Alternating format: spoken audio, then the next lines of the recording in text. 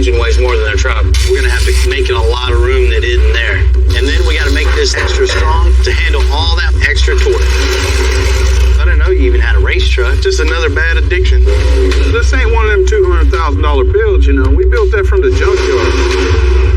Might need to take that thing for a little ride. Oh, wow, look at that. I'm Bill Carlton. I built my first truck when I was 16. And ever since, me and my guys have been out here creating with our hands. Building the biggest, lowest, baddest custom trucks and cars in the game. People don't come here for what they need. They come here for what they want. This is Texas Metal.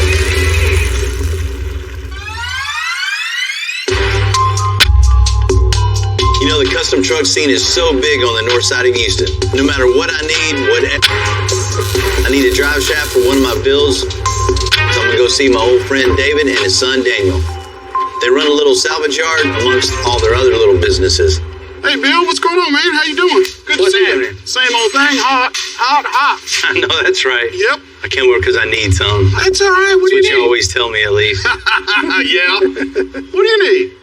Man, I need a two-piece drive shaft. You know, we always mock up with those things, so. I have to get them out, but yeah, we got them. Whether it's their mud trucks or whatever they're interested in at the time, I always like seeing what they're up to. Sometimes I like taking them for a run. Man, what you got going on here? Oh, that's a little race truck we've been working on. What's up, Bill? What's going on, man? What's happening, man? Oh, you know, another day. So you got your little Colorado and just got after it, huh? Man, let me check this thing out. All right, let's take it down. The customization comes in all sort of shapes, sizes. This is just a prime example of that, of just taking an old truck, cramming a big engine in it, big turbo, and just seeing how fast it'd go. What do you think of this, Bill? A little LS, huh? Uh-huh. Everybody got to have LS nowadays. Yup. So, you know, we're just trying to get in where we fit in, man. Yeah, you had to make a little room here for the turbo, I see. Oh, yeah. Just a little. You know, we still haven't put a hood on it. You don't need all that. Man, I know y'all been building the big mud trucks, but I didn't know you even had a race truck. Into the airbags, and I got us into the mudding, and now just another bad addiction. Something to spend money on. Oh, yeah. Definitely. How quick is this thing? It does all right. And we built this truck to roll. I mean, of course, it's got an 88mm turbo. Oh, yeah. 2-speed power glide. Mm-hmm. Got them fresh Hoosiers on the back, too. Fresh new tires. That has no choice but to go. Hey, it rolls out good. And nitrous works, too. Oh, yeah, absolutely. Thing's cool, man. So you got the cage in here, get the harness in here. Oh, yeah, you got to have that. Trust me, you're going to want to use those.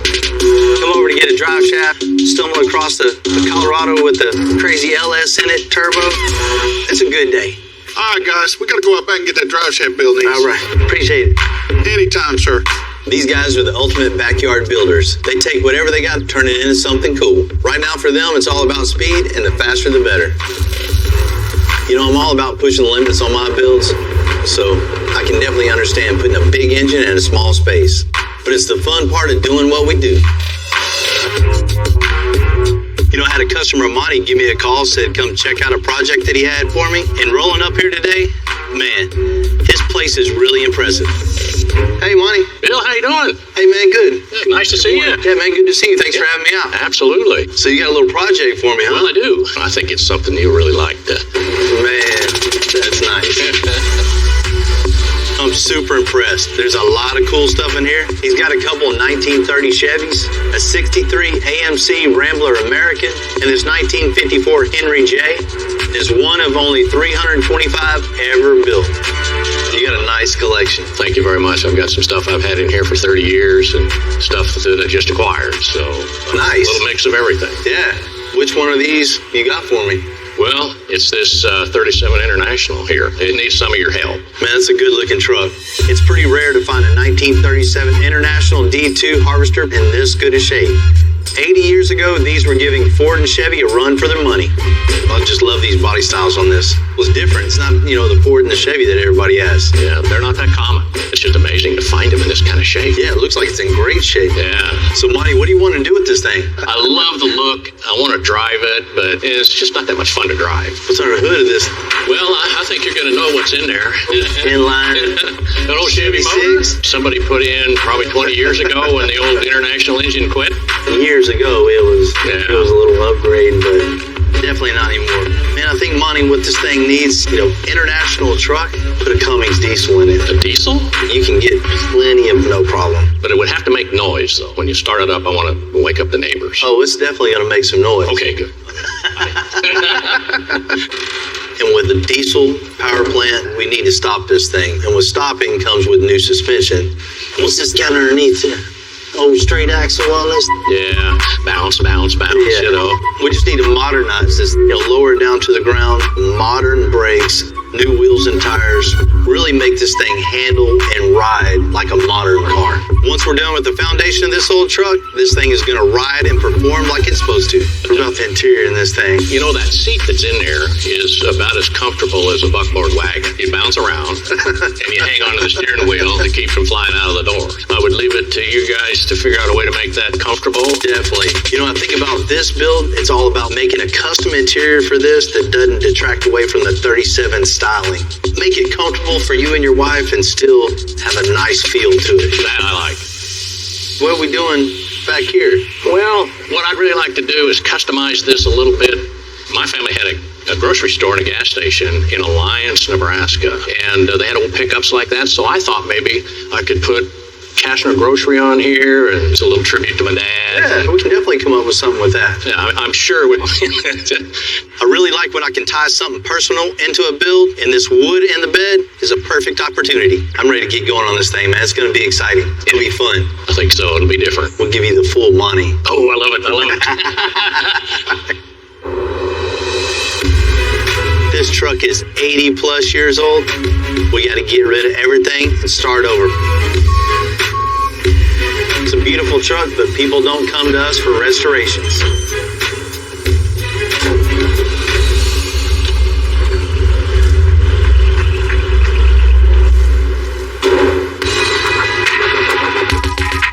I don't care who you are. Old trucks are cool. Anytime we get to work on a piece of history like this, it's something special.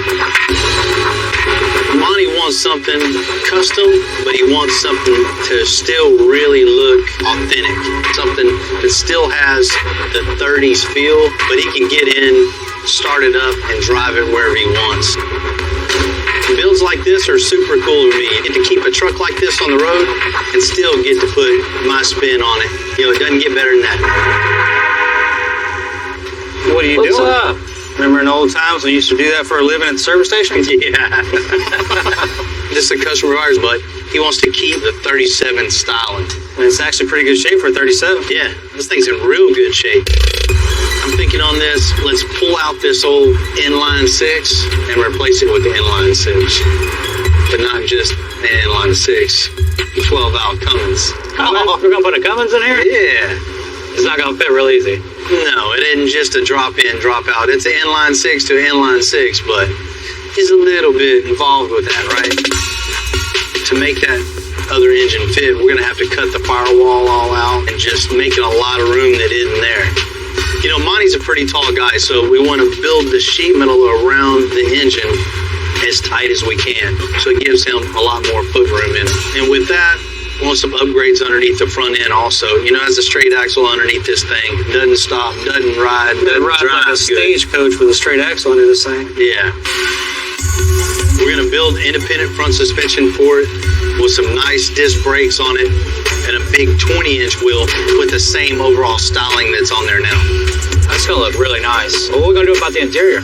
Check this thing out. As you can see, no frills here, right? Man, I've seen farm tractors with more options than this. Right. We want a comfortable seat. Want to change out the column to put new glass in it too, because just full interior. This is Bill's. It's just a little bit. It's a 5-minute job. Yeah, it's an hour-ish. As far as the back goes, check this out. Back here, of course, we're going to get it down with coilovers also. Put a Ford 9-inch in it, fuel cell. Yeah. On the bed of the truck, his family has had a grocery store throughout the years. So he wants to put, a little plaque on the wood here to commemorate his family history and the store they've had. So it makes it real personal. Yeah. That's a pretty cool idea, doing that. Well, man, let's get this thing on the rack and let's figure out how we're going to get the engine out of this thing and put that other one in. All right.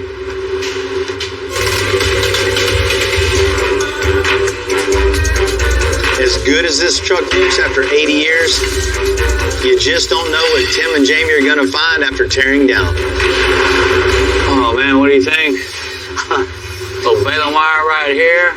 Old coat hanger right here. Gas tank's had a couple issues in the past. You can see where they patched it a couple times. That's little crevices from the local hardware store. Check that out. Man, I know my grandfather do whatever it took to stay out in the field. He farmed that field from the time the sun came up to the sun went down. This looks like it's, well, enough look, man. Let's get it done.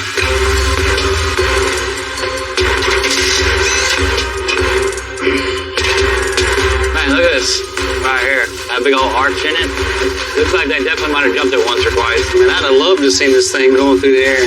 Imagine how it felt like that. I really like working on trucks like this because you get to see how they did it back in the day. These were made by hand, you know, an assembly line instead of now like the cars made by robots and machinery. It's a different kind of feel when you're working on a vehicle like this. It's a piece of history.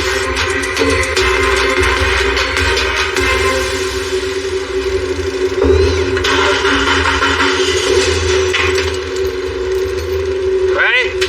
Probably good. Can you lift up? Can you pry right there with the pry bar? Yeah. I'm gonna pry it out and it's gonna flip up. Okay, back up just a little bit. Okay, up.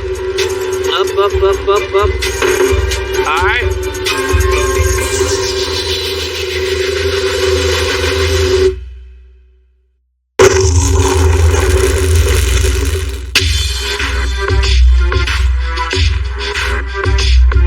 I want to go with the Cummins 12 valve in the International. I like the contrast of putting one of the toughest. They stopped making the 12 valve back in 1998, so I had to have the Wells family find one. What's up, fellas? What's up? We got your diesel. There it is. This it, huh? Yes, sir. 12 valve. Where'd you get this thing at? Out of 97 Dodge, ready to go, bro. We got the same engine in our drag truck. This 1,100-pound, 5.9-liter engine has over 400 foot-pounds of torque. But what makes this stand out is its durability. Man, this thing looks like hell, but it runs good, right? It's gonna run good.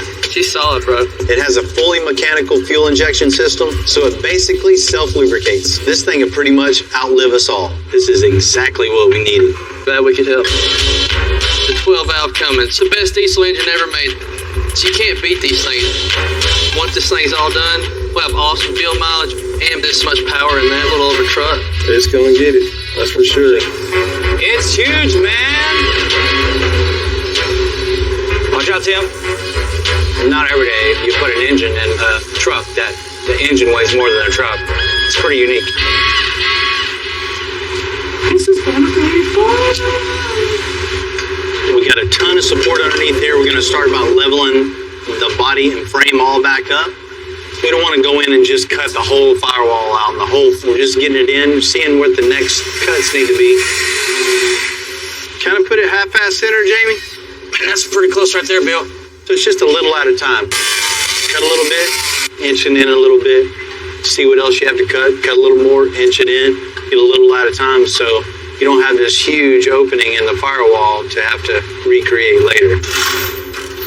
You know, getting this heavy engine in this truck is a challenge. But not only getting it in, you gotta get it mounted properly. Now we made tabs off the frame back here. There's the tubing coming down, going over a center mount. It'll all be rubber mounted. The motor be mounted on rubber. Transmission mounts be mounted on rubber. We just totally reinforced everything 100%. It's beefier, it's heavier. It's not going nowhere.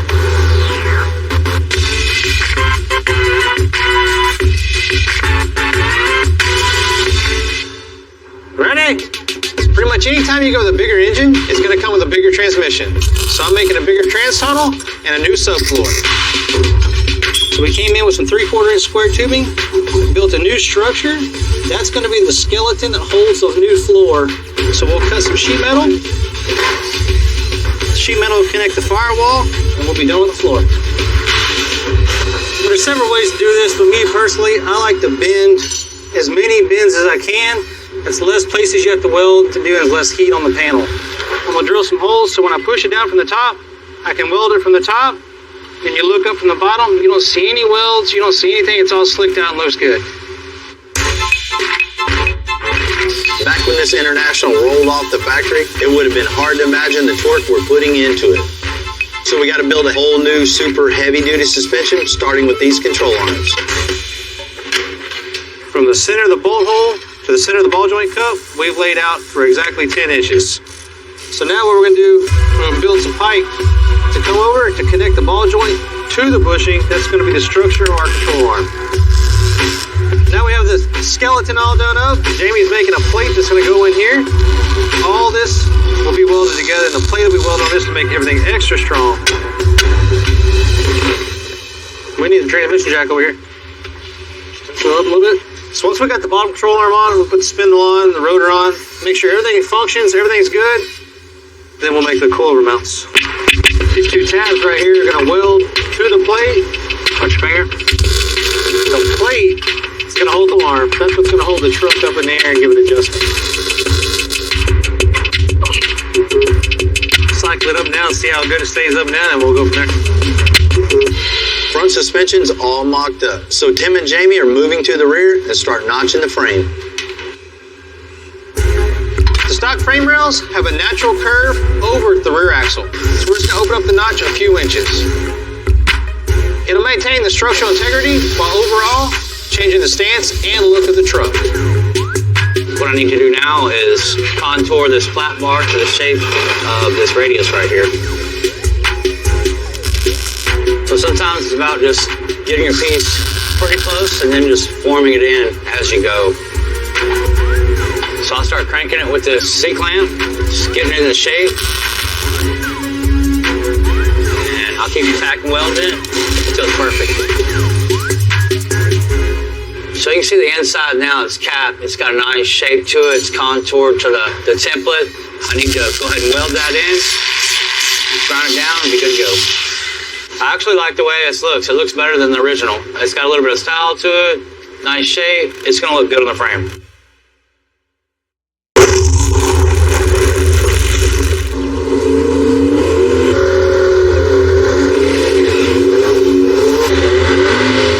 Dave and Daniel's truck looked good in the garage, so they invited me out to Houston Motorsports Park to see Daniel take some runs. Man, that thing looks mean with that big old turbo thing in the grill. It looks like fun for sure. This ain't one of them $200,000 builds, you know. We built that from the junkyard. Just what you had, just make it work. So far, it's been doing good.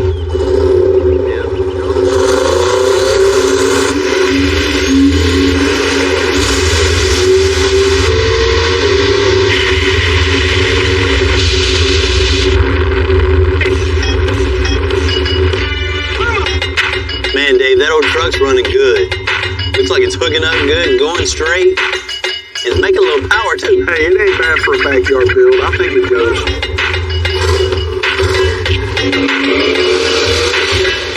You know, for Daniel and Dave to put this truck together with just parts they have laying around and make it run as good as it does, you know, they did a real good job.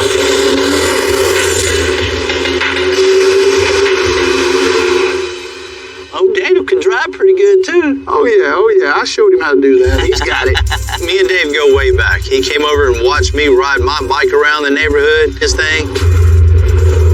You know, Northside, we're all a big family. We all know each other. We all look out for each other, especially if you got something cool going on. We may not come from the nicest part of town, but we do know how to make do from what we have times 100. It's just really cool to see. You know, I try to keep that mentality in everything we do. Always pushing ourselves to go from here to here. One more little nudge. There we go. That's it on the money. We got an extra large diesel for this 37 International. So we got to build an extra strong custom 4-link for the suspension. The crossmember here is pretty much the most important part of the rear suspension. Everything trails off of this. So all of our suspension 4-link components mount to the crossmember. The diesel engine that we're putting in here, it's got a lot of torque. So this is super important for it to be strong, square, and level. We go ahead and put the heims in between it and bolt it, snug them. You know, in this particular application, the parallel 4-link is the way to go because it has 4 points of contact linking the axle to the crossmember. The more points of contact you have, distributes that torque all around. So it's It's good right there. Now the next step is our diagonal link. That's the final link of the whole link system. With the diagonal link from a fixed point to the point on the rear end at an angle, it keeps the rear end from moving side to side. Very key part of the suspension. Watch your face, Jim. Now we have all this set up. We're gonna run 2 tabs off here, 2 tabs off here. That's what's gonna hang the coilover. We're going with coilovers instead of airbags on this because he wants a static drop with great performance. It's a coilover, a shock. The suspension's gonna ride on the coil spring of this. It's gonna travel up and down with the coilover. And the internal of it acts as a shock. These are our mocked-up coilovers we use for everything. When it gets back from powder coat, we'll put the other coilovers on with the new springs, and you'll see the final setup.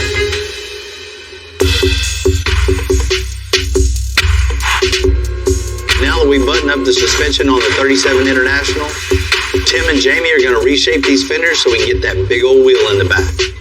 And it'll make it meaner and look a little more modern. The way this fender is shaped, it rolls this wide. So we need to extend the top of this fender over to the bedside so we'll be able to fit a wide wheel in it. So we marked a bunch of high spots on it. So you cut along that high spot. So when you continue over, it doesn't look like it goes up, comes down, and then continues over. So this is the half of the fender we're going to keep. The other half of the fender we left bolted to the bed. So we knew exactly where to line this back up. A little trick I've learned in the past. Give it a little strip like this. Cut the first piece, the outer side, the most important side. Leave it attached to the metal. Do all your final grinding before you cut the second one. This makes it a lot easier to work with. Basically what we're doing is making this flange to hold it to the bedside. This is going to bolt to the bedside.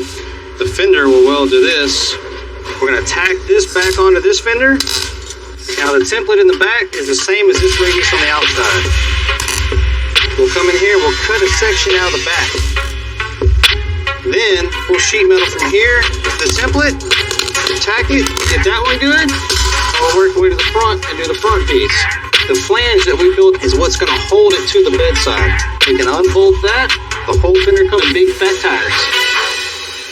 It's what the truck needed in the back instead of that little. Definitely. It looked like a motorcycle fender in the back, where now it looks like a fender. You had to throw something in there about a motorcycle. Yeah. I don't think so.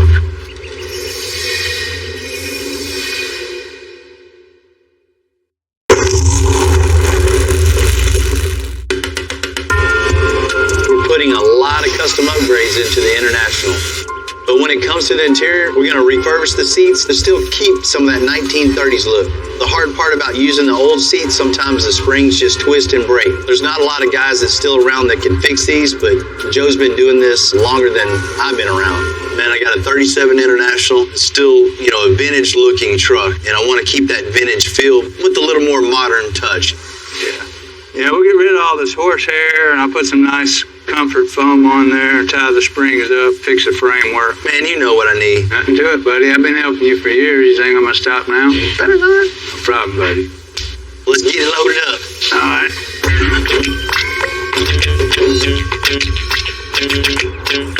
Bill's been my friend since he was a boy. When I first built this first building, he said, "Oh, I can do that," and I said, "Yeah, no problem." But he never stopped. He just kept going, building more and more and more. Oh wow! This broke right there. That used to go there, and this used to go to here. So we're gonna have to bend a new edge wire and put it in here to attach these springs back together, make it a permanent part of the seat. Where's Bill at when you need him? I need a welder, man. But I've done this ever since I was a kid. They used to make them a lot better than they do now. Now, they don't have springs in the seats no more. They just got foam on them, so they're not as comfortable. I think we need to get this right here. These young guys now, all they do is fix foam. So if you need your springs fixed, you gotta come to an old guy like me. we're starting to get a shape to the seat. We're going to put a piece of carpet on here to keep the springs from cutting up through the foam. You wrap these edges. We're fixing to make our patterns. We're going to make it out of another material that's not our leathers. Watch your fingers. That way we don't make no mistakes with the expensive material. This is our black leather we're going to make our seats out of. It's nice, pliable, soft. The color. Let's see how it looks. Now all we got to do is staple this down, and we're going to have a good looking leather seat. We got one seat down, one more to go, and we'll get this back to build.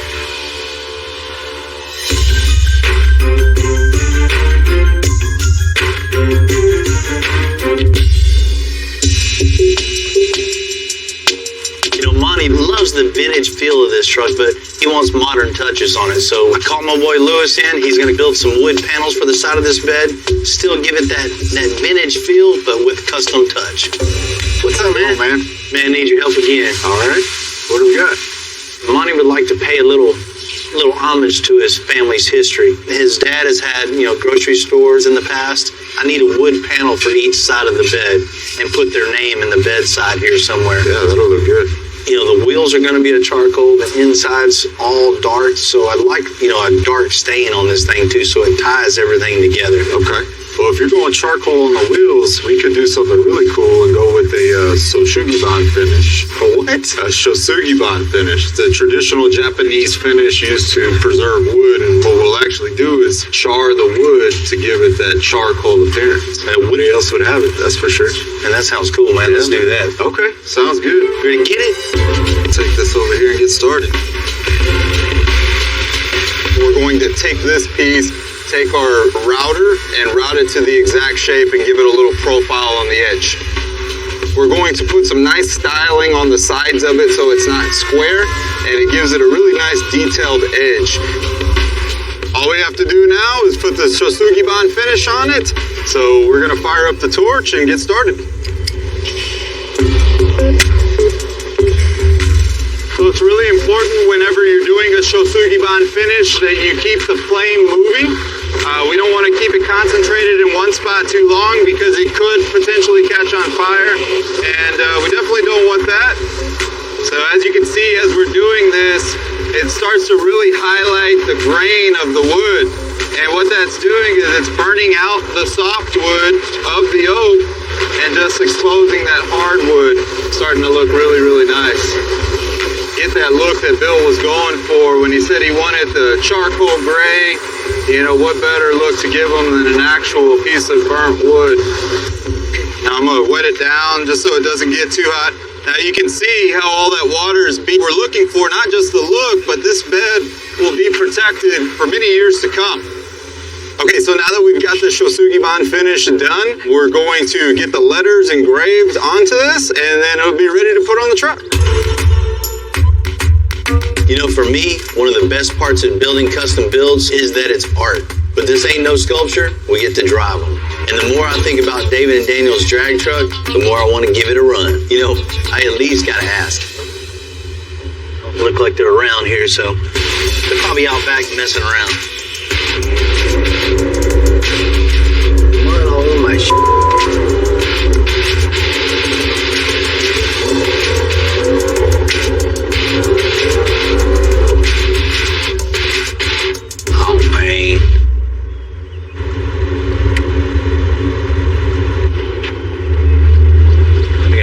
get us. Man, here we are. Little shortcut turned into getting stuck. And that's one thing I hate, being stuck in the mud. And once again, we gotta come and save Bill's ass. Once again. When I come back there seeing Bill stuck in that mud and he had on them pearly white shoes, I just could not believe it. I think we get him some boots for Christmas. Yeah. I know much, man. Need a little help here? Man, please do. We'll take care of you. You already know that. Don't get it all muddy, Bill. You didn't bring me a blanket to lay on? Sure. Hey, hold on. I'll be right back with that. Yeah. I wanted to talk to you about that race truck. Do I need to go get it to pull you out? Nah, I don't recommend that. Man, I might need to take that thing for a little ride. I don't know. Look what you're doing back here. You never been stuck before, huh? No. You know, we're going to take it out next weekend, man, but I think we got other problems now. How about next weekend? You won't let me drive? She's ready. Anytime, man. All right, cool, man. Let's get you out of this right now, Bill.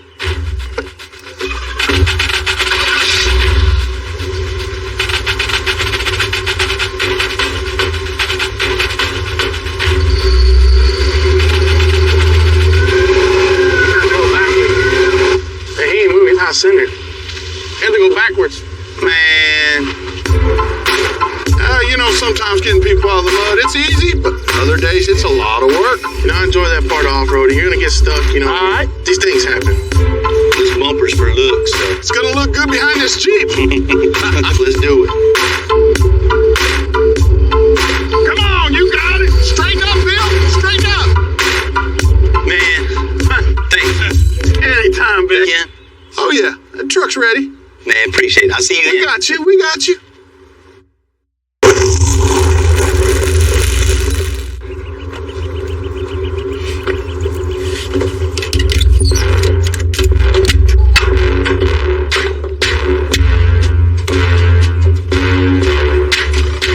You know, I appreciate David and Daniel inviting me out today. I can't wait to get in that driver's seat, see what this thing can do. Back. Yeah, there you go. So Daniel, tell me about it real quick, man. Give me a little tutorial. All right. Make sure your steering wheel's latched on. Got your water pump here.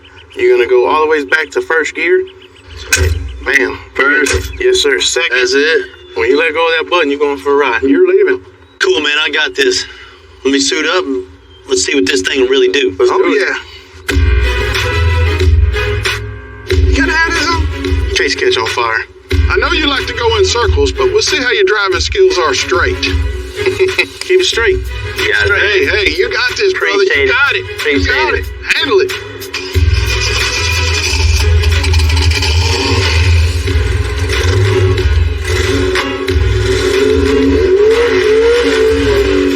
I'm doing a burnout. I can feel, you know, this thing's got a little power.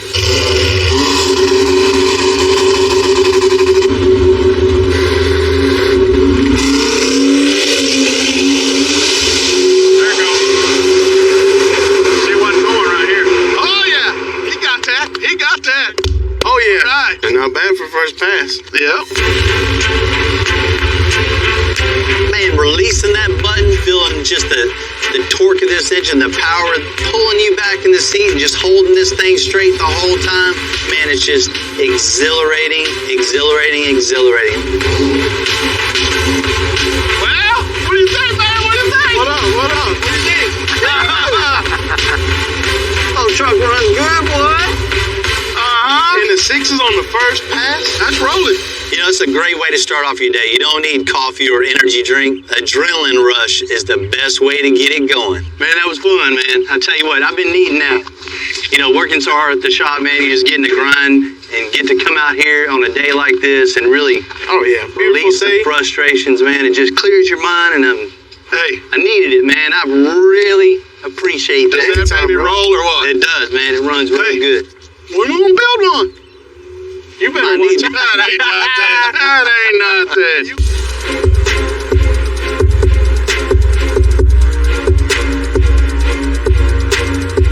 To fit the 12-valve diesel and the 37 International, we had to pull off the turbo, amongst other things. Once this thing is running, the Wells family is going to have to figure out how to put all that stuff back on there and make the hood close. That 12-valve, it's in here. I see that. Yeah, but there's not a lot of room under the hood of this thing. Yeah, Bill, for sure. I can tell we're going to have to move this charger, run a new custom intake to the compressor on the charger, return line, oil lines, fuel lines. This thing will fire up today, no problem. Cool. Let me know if you need something, man. Thank you, bro. So we got a big engine, very little space. So first things first, we got to figure out what we're going to do with this turbo. We're going to have to move this manifold, pull it in more, so you can run any exhaust or piping in here that we need to do. That's going to be tight, especially here. We're going to have to lower it. Yeah, if we can cut this off and weld that flat and drop it down, then I can put a 90 there.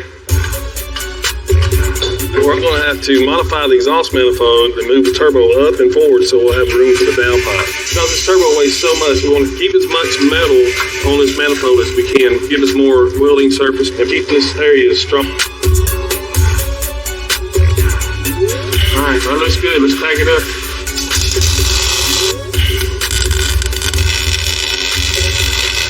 Right there, we're ready to go, guys. All right, Clay, work the starter. TJ, when you start getting fuel up there, Dad, just stand there, look pretty. What we like about these 12 valves of 5.9 is that they're very, very tough and rugged. They're simple to work on, and they make some of the greatest noises on the planet. All right, ready?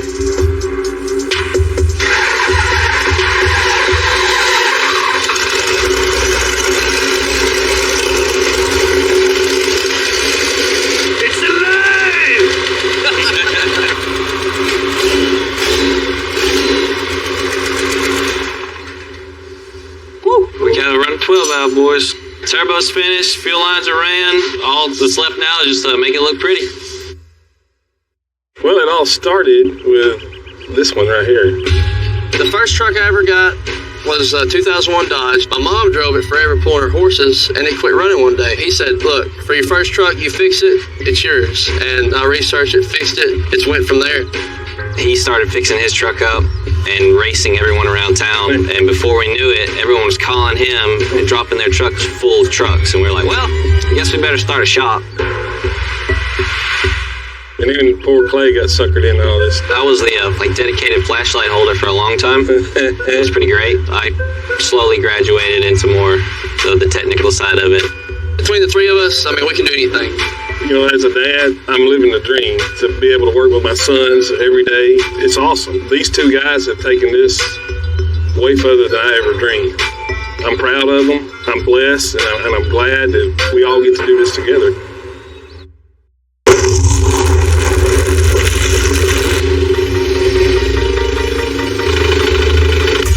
Help me do this real quick.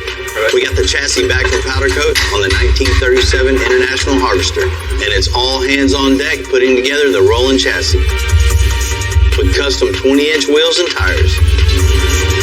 Bring it down just a little bit, Tom. Stop. Looks at home right there, right? Looks nice, looks good. You know, if you look from the outside, all the changes are pretty subtle, but this thing is completely transformed.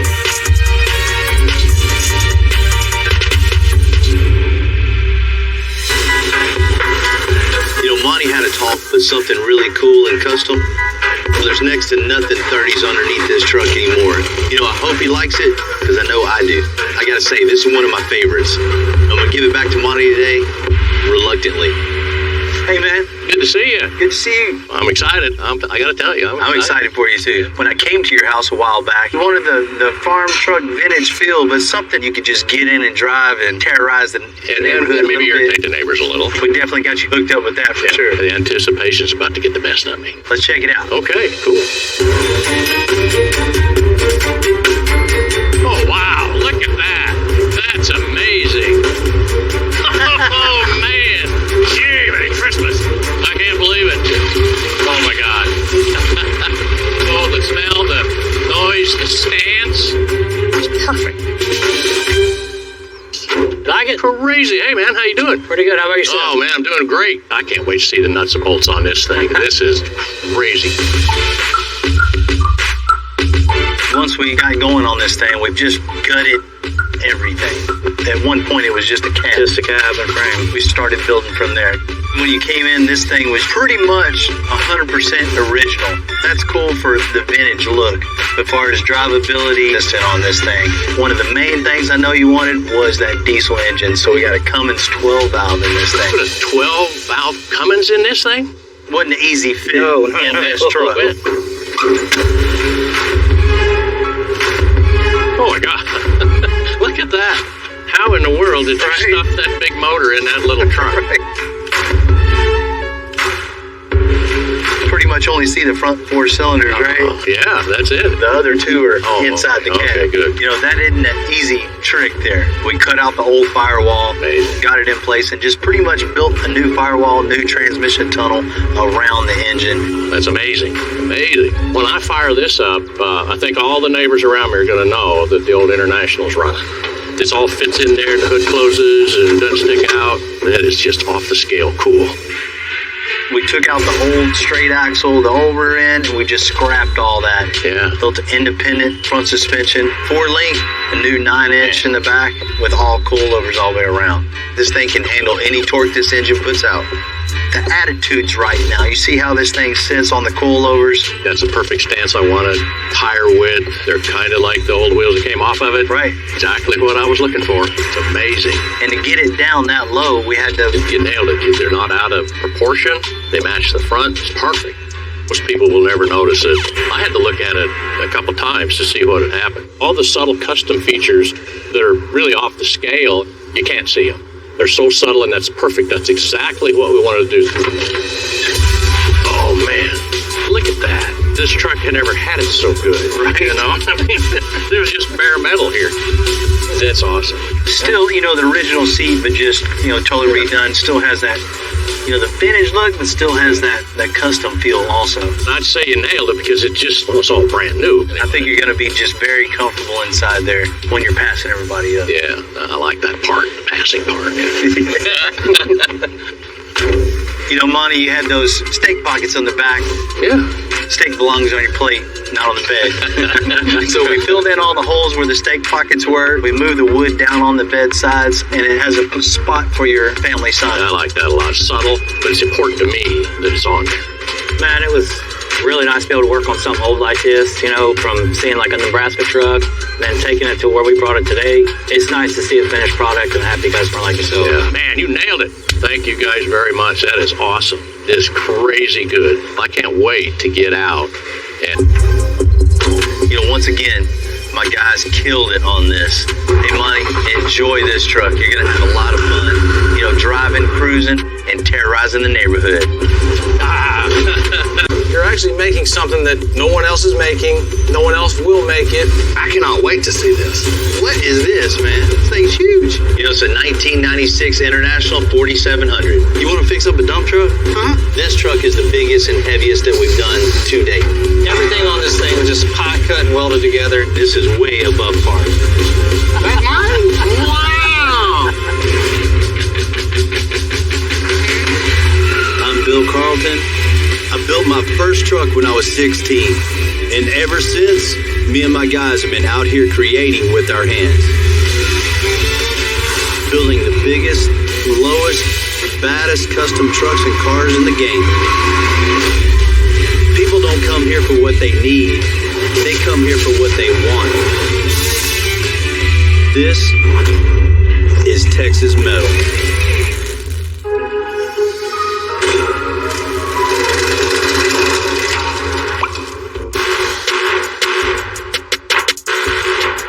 As you can see, we're really busy around here. The parking lot's always full.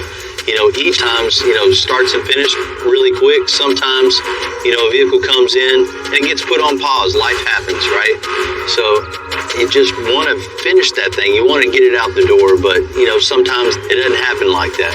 It eats at me for sure. Everybody sees it. Why is that there? What's going on with that? Eventually that thing will come back around. You get it going again. You finally get that thing finished. It's a definite sense of accomplishment.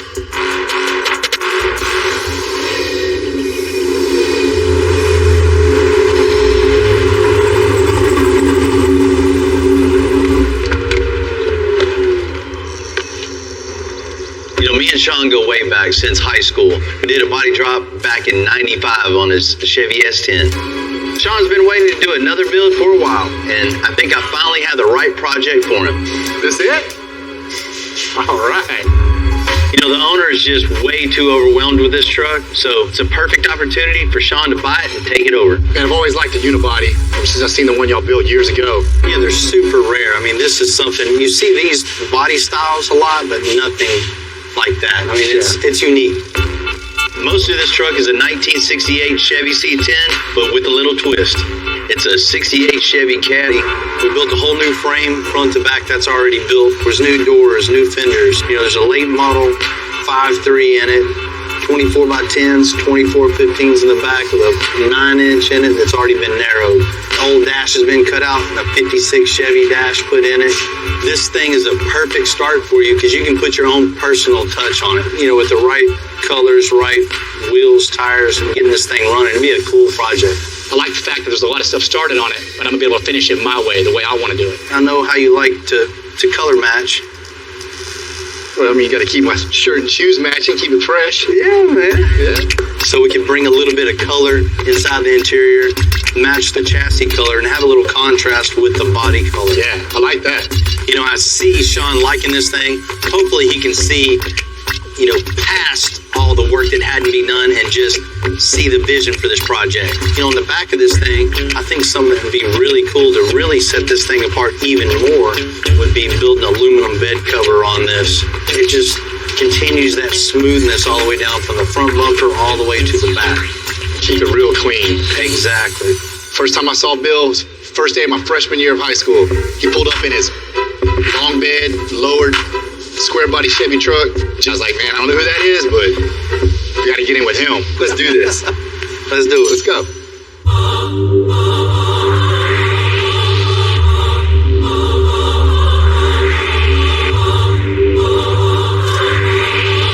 Everybody that has a car shop, automotive repair shop, custom shop, there's always a project or two that's sitting around back that just doesn't quite get finished. This one's no different. Project like this, they snowball into dreaming big. And when you dream big, sometimes your pocketbook can't hang with the dreams. You come in for one thing, next thing you know, you're building a chassis for it, changing the motor, and totally stripping it down to where you're at. This is a prime example for that.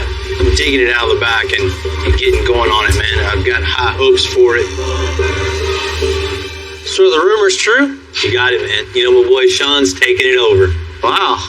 Yeah, we're gonna dig this thing out and get this thing going and finish it up. New owner, new plan. A normal C10 truck has the body and then the bed totally separated. We made this thing a unibody. We welded bed sides right to the cab, a custom tailgate skin, smooth bed floor, a 56 Chevy dash, and a 68 front end. We got a lot of work to be done. Just from the front of this thing, getting the grill, all the sheet metal back on this thing and seeing what we have, what we still need to get. New glass all the way around, flush mount, something that looks really nice. So you already know Sean's style. Every time he comes in, he's got to have the shirt and shoes matching. So we're gonna paint it yellow wheels with green trim on it. Typically his favorite colors. Sean's got to coordinate. So interior is going to match the engine, chassis. Make everything color coordinate, which leads to the bed, which me and you, buddy, are going to build a bed cover for this thing out of aluminum. Flush with the top of the bed. Something that just makes this thing slick all the way from the front to the back. It's crazy to think you unibodied this thing 7 years ago. It's been a minute. 7-year build.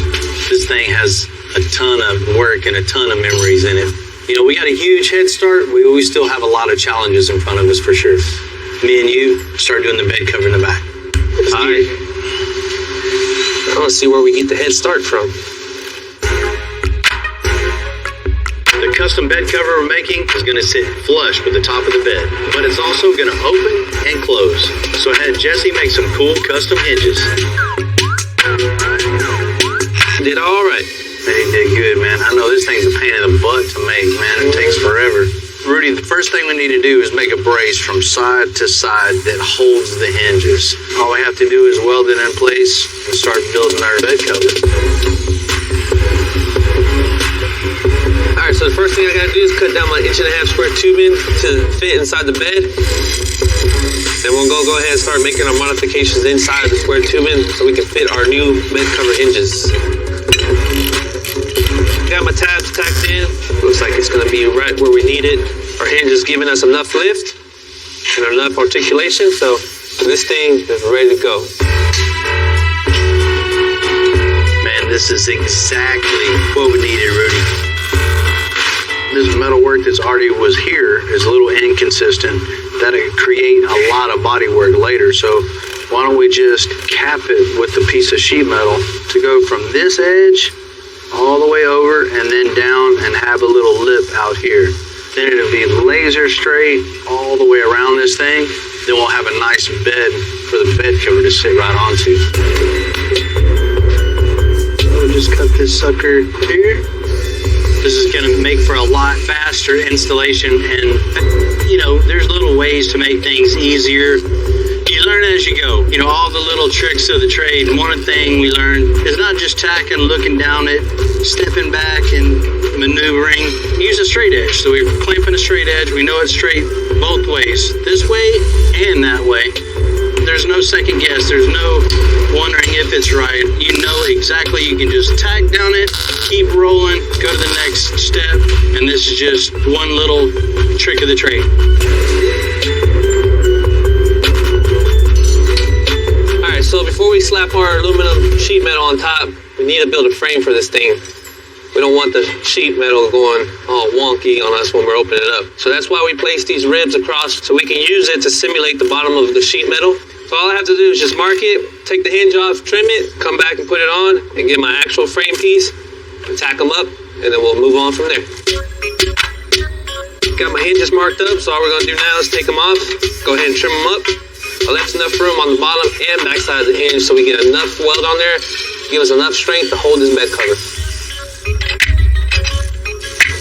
Alright, we'll get our top rib here to simulate our aluminum sheet metal. Push the hinges all the way up, make full contact with them. That's good, Rudy. Very, very good. This is the most critical stage of making everything right. That way the gaps stay perfect, everything stays the same all the way around, and you don't damage paint when it goes up and down 20 times. So it should be closed, and we'll open that sucker up. Works good. I mean, just to this point is a ton of work that nobody's ever gonna know, but if this isn't right, that affects everything else. So now the rest is just work. Just like any part of a project, you got to have a plan. And our plan on this is building from the inside out. So we need to build all the framework first, make sure all the kinks are worked out before we put the final little skin on the top of it.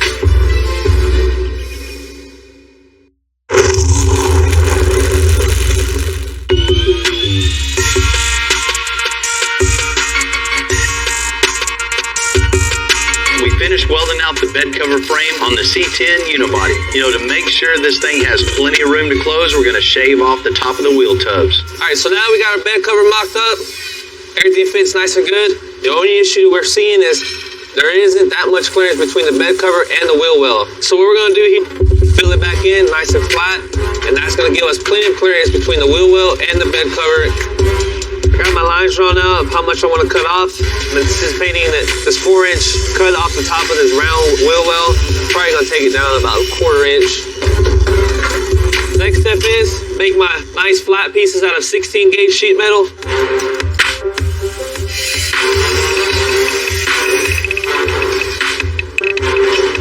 I'm just trying to straighten out my panels here because obviously we went from a curved edge to what's now going to be a straight edge. So I just want to make sure and get my sheet metal nice and flat, so whenever I put my flat piece in, we'll get a good, nice transition from curved to flat. So as I'm tacking my filler piece in, I'm using these super strong magnets. This helps me make a nice flat top as I'm applying pressure to my filler piece to my round fender well.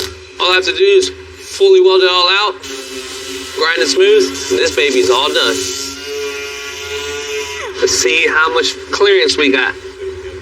So this would be the bottom of our aluminum. Looks all good. So now, I'm gonna go ahead and throw the frame on there, skin it with the aluminum. When you've been building custom trucks as long as I have, you kind of get in the habit of saying this is gonna be a big build. They're big builds and there's just huge builds. And yeah, there's a difference. Today I'm out here at Ocean Corp to see my boy John Wood. What's happening, John? Oh, hey, Bill, how are you? John runs a training school for underwater welders and commercial divers. Hey, man, how you doing? What's happening, man? Yeah. Good to see you, man. What is this, man? This thing's huge. Where'd you get this thing at? I bought it from Florida Highway Department. It was an asphalt truck. You want to fix up a dump truck? Huh? Man. You know, it's a 1996 International 4700. You know, that's usually used for hauling, commercial applications, or even as a dump truck. You know, I can say for sure we never customize one of these. For starters, I don't even think we have a lift big enough for this. I just liked the look of it. I thought this is kind of like the world's first jumbo pickup truck. We got an old highway department dump truck that you want to make cool. Yes, sir. That's it. Something Yeah, that's cool. all. Yeah, that's it. That's no lift for you. You can do anything. I got the inspiration. I wanted a big, kind of funny monster military high water vehicle, and I liked the shape of the crew cab on this truck. What are you going to use this thing for? Marketing for the company. I want to be able to skid mount diving stuff for NDT stuff. Somebody can do with a little creativity with a fun truck, and it'll be a toy too. I mean, you can't minimize the toy value. Right. Man, let's check out the back of this thing. Check this thing out. Yeah, this got to go. Yeah, Just take this whole dump bed off and just start fresh. right? Shorten the wheelbase, put some air suspension on it, make you a nice new bed, something you can take on and off, easily. Can't forget the cool factor though. It's got to be cool. Well, for sure. I'd like the dump truck to attract attention. I want it to be cool above all. It's got to be flashy and fun and interesting and different. It's got to be different. What's in the inside of this thing? That's a different story. Man, there's a whole lot of ugly and yellow. Yeah. Man, John, once you pull up in this thing, it's going to draw a crowd immediately. When you open the door on this, No, I you get it. can't have this. Can't have that. We got to start off by, covering these seats, putting some carpet in this thing, make it look a lot better. I mean, something you can show off. What's under the hood? Big diesel. What more do you want? Shoot, how many miles on this thing? 120,000. So that's not Ain't bad even at all. broke in yet. No. This is a turbocharged 444E. It's a million miles. Maybe get rid of the water hose and the electrical tape. I kind of like that electric tape hanger. That's kind of nice, yeah. Look at the front of this thing. I tell you, you're not digging on my school bus yellow. Man, we got to get rid of this. No bueno. No. You thinking of any colors or anything you want to see on this? Whatever you think is going to pop and be interesting and fun and exciting, So you're trusting me on this one? pretty much. I'll come up with something cool You come up with for something sure, man. Yeah. For sure. Man, this is going to be a fun little project, man. The only thing is, this thing isn't going to fit on my record. No. I guess I'll see you at the shop, huh? You want me to sneak it over there?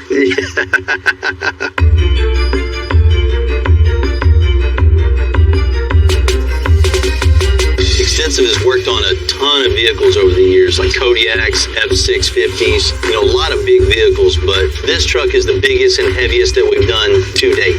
Dealing with the size and weight of this vehicle adds to the challenge of the whole overall build. One of the first things you do before you even get started tearing anything apart is just taking into consideration the jacks you have to use, the jack stands, the impacts that you use on a vehicle this heavy. Not to mention, picking the right suspension, building a 4-link heavy enough, the lift high enough and sturdy enough to hold. I think I'm absolutely crazy. They already do anyway. This is probably going to prove it. What in the world we got here now? Ain't no telling. We gotta climb up this thing? Why do we have a dump truck? This old Mr. Wood's new project, unique guy. Want something unique? True John Wood fashion. He's always had some crazy idea of what he wanted. Well, that's the problem. We got a dump truck, but he doesn't want a dump truck. Oh, Mr. Wood wants something just to go anywhere, do anything, all-purpose, militaristic, cool-looking truck. First thing we'll do is dump the dump bed. It's got an extra long wheelbase. We're going to shorten the wheelbase, bring it down to a 60-inch cabbed axle, and put a stake bed on it.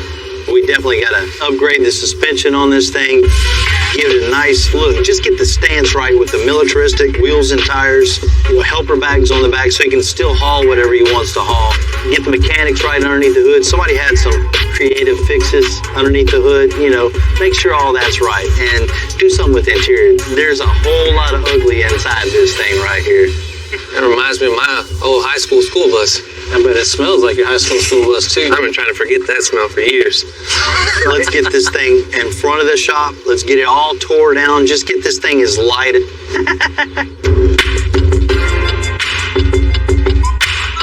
As is, the International weighs well north of 10,000 pounds, which is past the top capacity of our lift. So I'm gonna have little one cut off the bed and boxes, and hopefully it'll get us right under.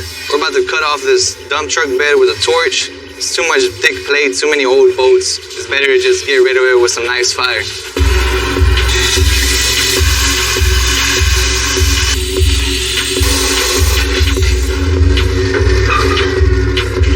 It's a good thing we got forklifts so we can get the bed up and we can see exactly what we gotta cut. Yeah, I gotta get that pin out to release the hydraulic cylinder and get this damn bed off.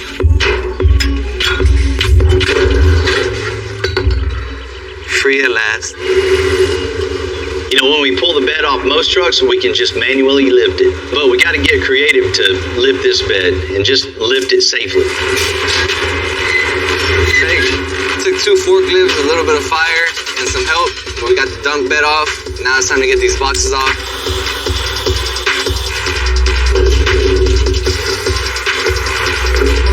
I like to live life on the edge. Stripped away from the truck. Now we gotta see what this thing weighs. You know, this lift is rated for a maximum 10,000 pounds. So we're gonna take the extra precaution of have this thing weighed so we know exactly what we're working with before we even put it on the lift. And if it's still too heavy, we're gonna have to go back to the cutting board.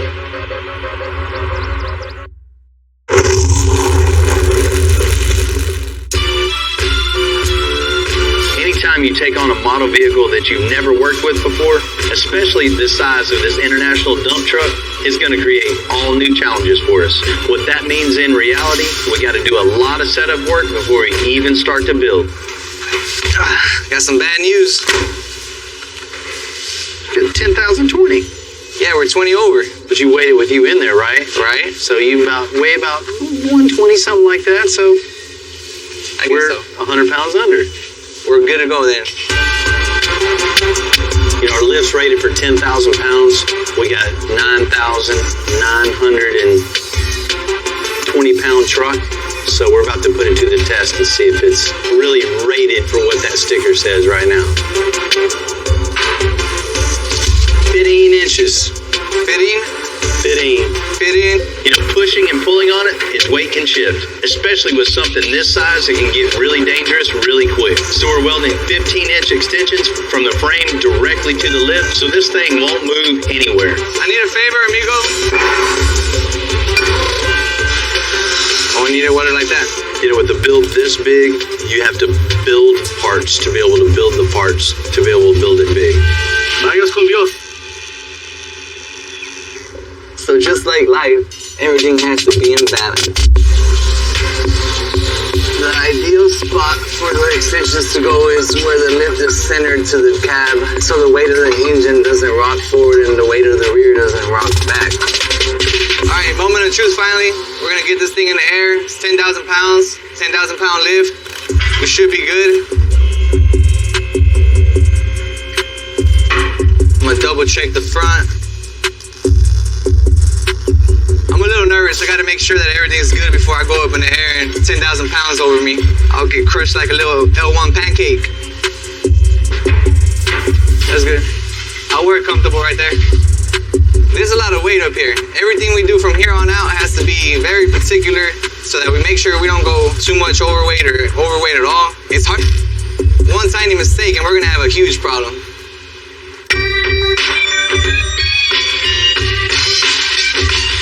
We made the bed cover hinges, frame, and skin for the 68 unibody. Now Rudy and I can install the struts.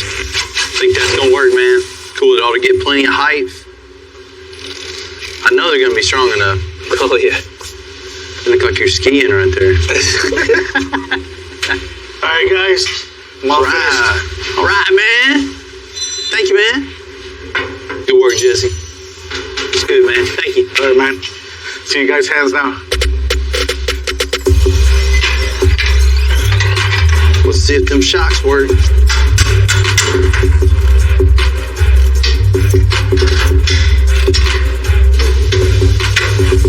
Man, looks good, man. There's plenty of room. Backpack, cooler. Tote full of shoes. He'll be happy about that. Yeah, his whole lineup of shoes. That'll work good, man. Well, last thing, getting the skin on. Once the skin's on, that's it. The old truck's been sitting around the shop for a couple of years. It's really good to get it back out, get it going again, get this thing finished up. I mean, it's going to be a really cool truck once it's all done. For support off and start screwing the metal down. There's nothing to hold the frame perfectly flat. So we're just putting a couple of little spacers in here. So then when we put our sheet on it, we can put pressure drilling down, and it's not going to push our frame down, leave it sagging down like that.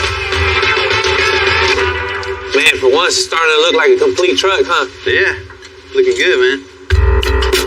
We pre-marked where the bottom framework is, so we're just marking so we know where the center of the frame is on the sheet. So we're going to pre-drill the sheet, run tech screws in it so everything fits nice and tight. And then we can pull the whole thing off, and then we can get Jesse to TIG it to the framework so it's one complete bed cover then. This thing will be ready for bodywork.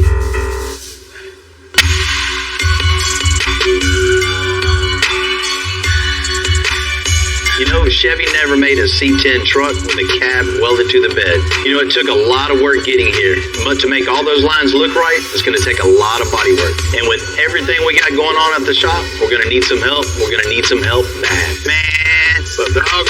Good to see you. It's not every day you can just pick up the phone and call one of the best body and paint guys around. And him just get in his truck and trailer is a true friend. Man, you saved me once again, man. Hey, man. I know Tennessee isn't right around the corner. Man, it was right down the street, 12 hours around the corner, but we got it. What Man, y'all I do with this appreciate one it. this time? I just want to start totally fresh with this thing. Bare metal up. Blast it, spray it, make the gaps right, make this thing look good, make us look good. You got it, man. That's what we do. Thank you. Zane's going to give this truck a lot of attention at his shop and then bring it right back to us. This is a tremendous amount of work. This thing's been here since I first started hanging out. And it's just sat outside and been neglected for all these years. It's super cool to see it finally getting, the love that it deserves. I'm just going to hammer down, drive through the night, and get back home so we can get going on this thing first thing Monday morning.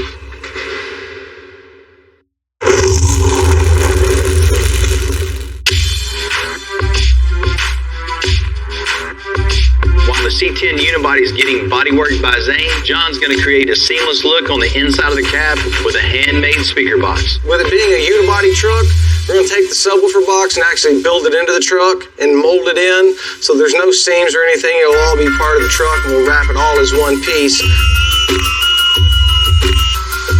We'll do some router work. We're going to make some trim rings, some base plates, stack this thing up, give it some depth, some contour, work it in so it's not just a mud work. The important thing here is to lay it as smooth as you possibly can so you don't have to sand as much. It's probably one of my least favorite things to do, but one of the things that I have to do the most.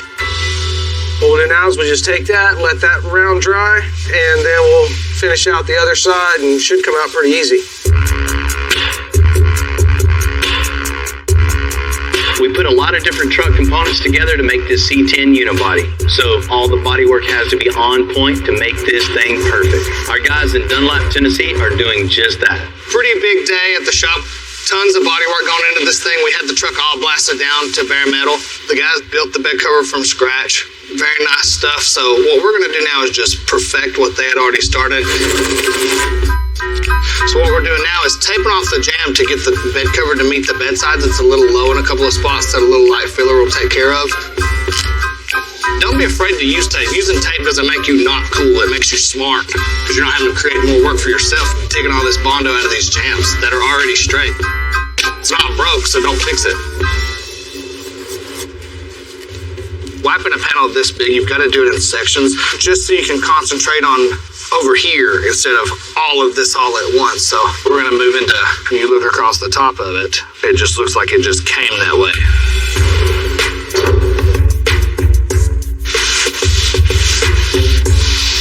We round all of our edges off. Paint won't stick to a hard, sharp edge. So come in there and make sure we keep those round. We got pretty much the majority of the bed cover bodywork, so we're going to use this little gap checker here. This is going to tell us how big the gap is and make sure that it's straight all the way down. We've got a 4 all the way down, so this tells us that the bed cover is evenly gapped all the way down the bedside.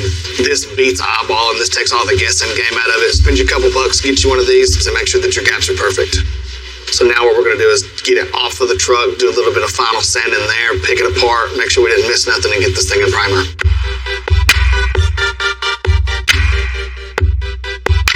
Because this frame on the international dump truck is so long, we can't even close the bay door. It just sticks out. So for now, Little One's going to relocate the axle and make a rough cut to the frame. We'll finalize the length of the frame, then we'll cap it. Because we got to move the rear axle forward, we got to take apart the whole leaf springs, back half of the drive shaft, all these hydraulic hoses, wiring. Once it's all done, we'll be able to close the door and get our shoulder wheel. We're going to slide the whole assembly together. Brother, thank you.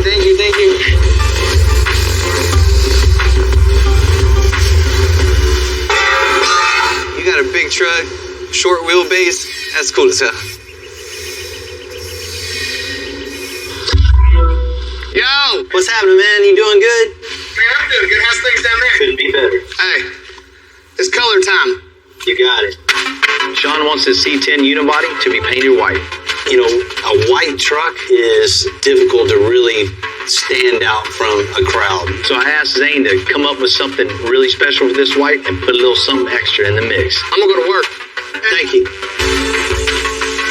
Days like today, we're really excited to get to do something different. There's so many colors out there that it's hard to stand out and be different. It's something else, man. It's gonna blow them away. This is Lumicode. What it does is it just crushed mirrors. It reflects the light in low light conditions, so you can see it more clearly. So when the light hits this at nighttime, it's just gonna glow like the emergency stickers and stuff. Like a street light. In the daylight, they'll knock your eyes out. At nighttime, this will knock your eyes out. It will. This is pretty nasty, you know what I mean? It's pretty cool. I'm freaking pumped, man. Let's get this thing painted. Yeah, I've been doing this a long time, so it's like fun to be impressed by something. Nothing wows us anymore. It's usually the same stuff, different day. I cannot wait to see this.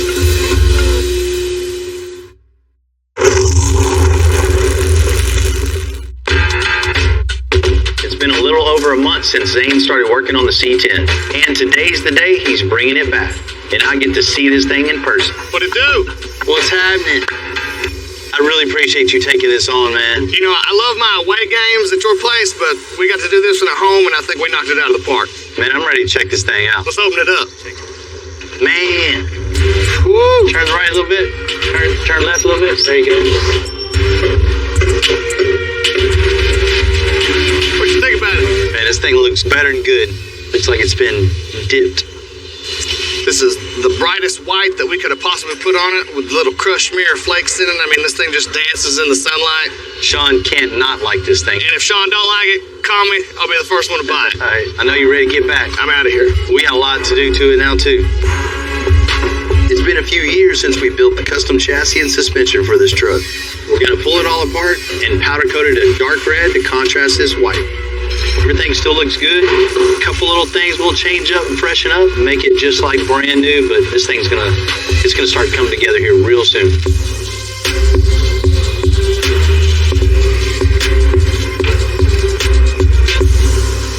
While the frame's at the powder coat, he's working on some custom kick panels. There's a lot of different ways we can go with these kick panels, but the main thing is that we make sure the design kind of flows with the rest of the truck. We have the carpet that's going to be on the bottom of our doors, so we want to continue that into here, and then make a cool little shape that's going to kind of match the rest of the vehicle that's going to hold our speakers.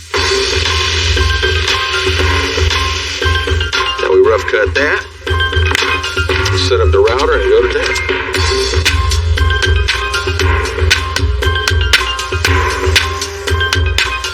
Puzzle, man. So we kind of set it up. We got our base, we got our baffle for our speakers, and we got our trim ring that goes up here. The speaker's actually going to mount from the rear in there just like that. So we can build this whole thing on the table. We'll fill in this back area right around.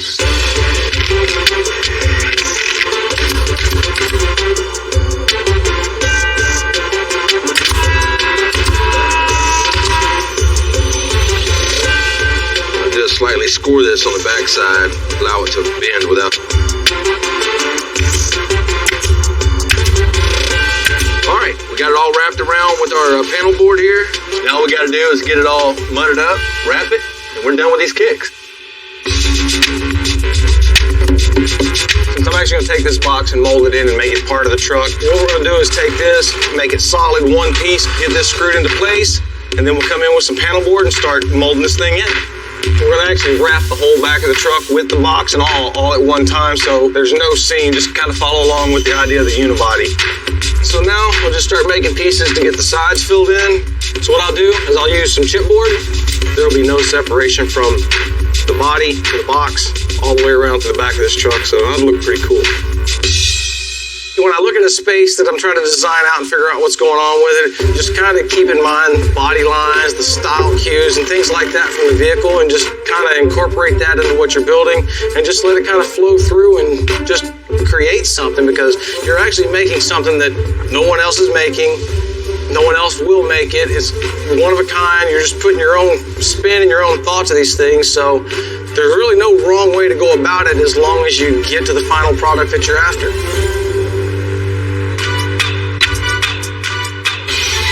The frame and suspension are back from powder coat on the C10 unibody. Man, this thing looks even better than I thought it would. You know, with an all-white truck, it's really, really important to pick an accent color that's really going to stand out. We definitely achieved that. I mean, this is way above par. I mean, this red is actually a couple of colors in one. It's got a chrome base over a transparent red, and it really, really, really looks good.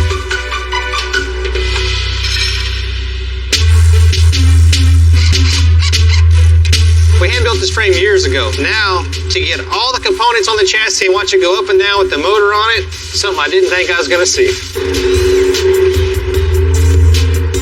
This was just a stock piece of 2x3, 2x4. Everything on this thing was just pie cut and welded together, and it just gives you a great pride knowing that it's rolling down the road 80, 90 miles an hour, carrying somebody's family next to you, and it's just rolled real good. Now we have the mock-up wheels on. We have a complete rolling chassis. What do you think, buddy? Does it look good?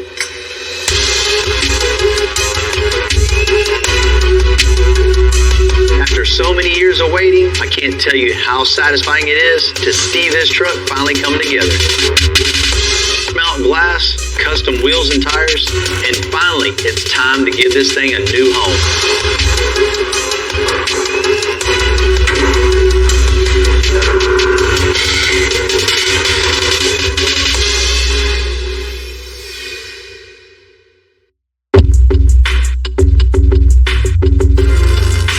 I was 22 when I first started welding. I had a friend call me.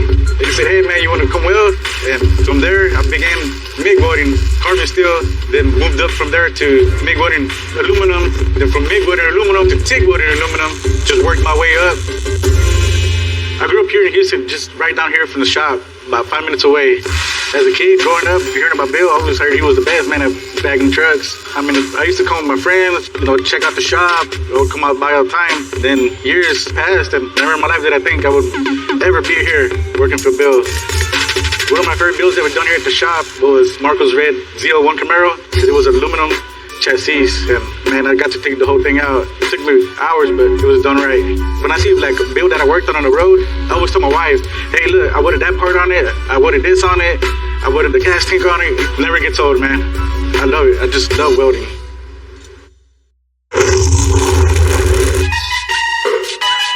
Man, that place always hits the spot, man. I'm so full, I don't even want to go back to work. I don't know what you're about to do. I'll get back there eventually.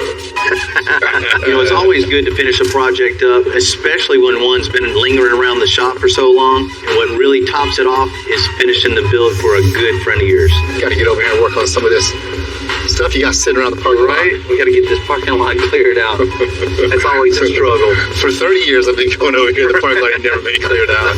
Right? I got some work I want you to check out real quick. I want your opinion on something. You want me to give you my opinion? Yeah. All right. Well, let's see what you got. Oh. I want you to check this out. All right. Well, let me see what you got. That's mine? Oh, wow. Been this is awesome.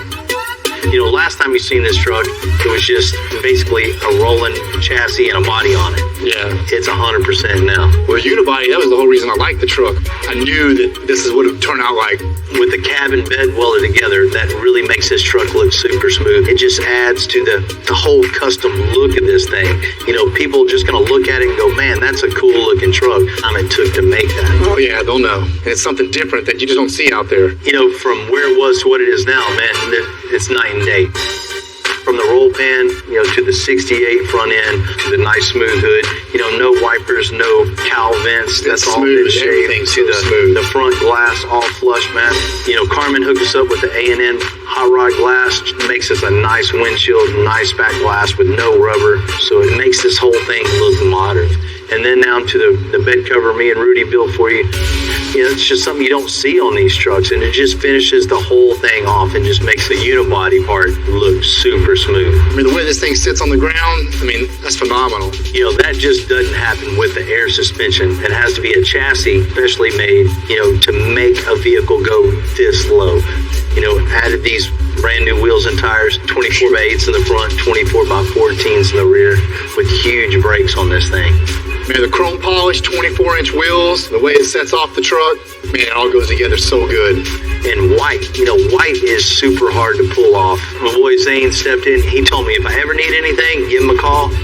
That's exactly what I did. And you see, Zane got down on it. Did an awesome job. Right? It's not only just white, but it's got metallic and a pearl in this, so it really stands out. You can actually see the metallic in the light. See the shine on it. Check this out. Oh, yeah.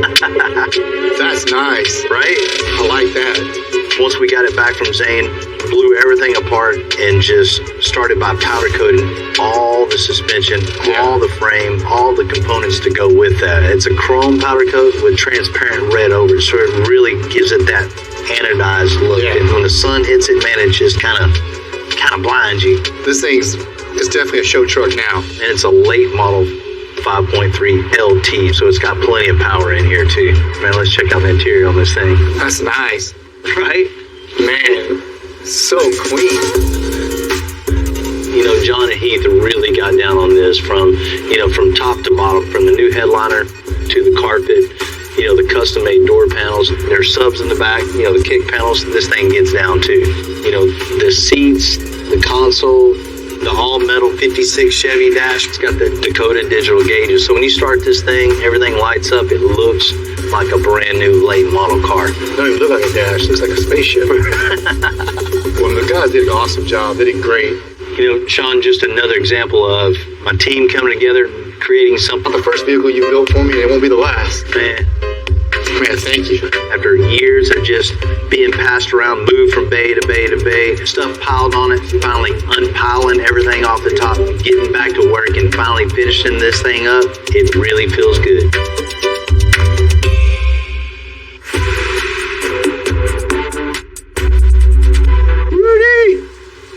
Need your help again, buddy? We need some hangers for the International over there, so I need something, you know, pretty beefy. One of the things we're learning on this 1996 International is how many extra steps it takes to even start working on a truck this size. This would be the whole mounting point for the whole rear suspension. Once this is made, we get it bolted on, everything will come off of that.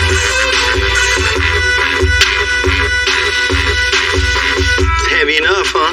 All boxed in, all the way around. 5/16 plate. This is plenty of strong. This heavy of a truck, you know, gets stuck in the mud, a little bit of wheel hop. These things aren't going to go anywhere. See if this bolts up. Man, those things look good. That is exactly what we need to hold all this weight. You know, this is what makes me excited. Taking on the unknown and flexing our creative muscles. To do something. A little bit of powder coat on these things would be right. You know, we got the hangers done. Let's get the tabs on the rear end. And then we can start building a 4-link. We'll build bag mounts, shock mounts. Then we're little step. So how much more money do I owe you? This little puny bumper. And that ain't gonna cut it. This thing's finally starting to look like something. 1934 Buick. It looks perfect. I'll tell them we're cutting this up. We'll take this original engine out, put a late model Chevy in it. We're gonna piss some people off. We're gonna show it the respect it deserves. Get some shocks in here. He wants this thing to be able to drop on the ground also. Holy that's beautiful. And it's not yellow. I'm Bill Carlton. I built my first truck when I was 16. And ever since, me and my guys have been out here creating with our hands. Building the biggest, lowest, baddest custom trucks and cars in the game. People don't come here for what they need. They come here for what they want. This is Texas Metal.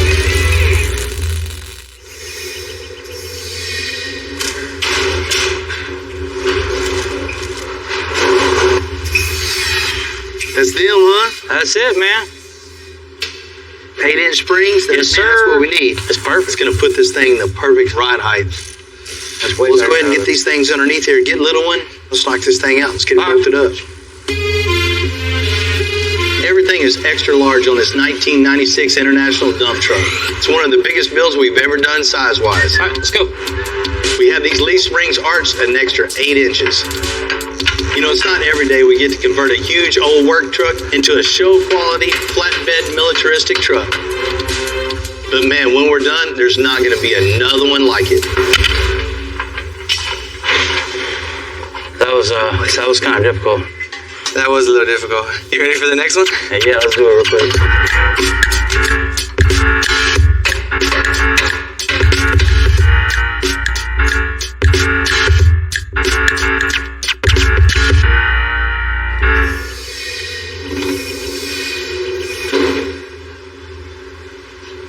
I know that look. Yeah, we got a lot of stuff to do to the dump truck. A lot. I mean, rear suspension, parallel 4-link with the big, huge triple convoluted bags.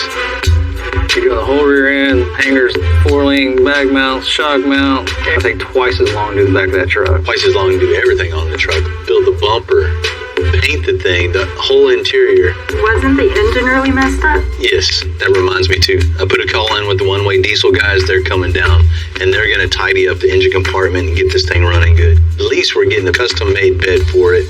It's going to be really cool. Front suspension's done, but you know, everything's taking so much longer. Everything's bigger, heavier than we're normally working with. I have a feeling you're fixing to tell me like you need it tomorrow or something. We got a little time on it, but it's getting way, way behind for sure. Ready to go get after it? Well, let's go. Let's go do it, man. We already tore the bed off, made and installed the hangers. Now we can get going on the rear suspension. We got a super huge truck, so we need some super huge bag mount.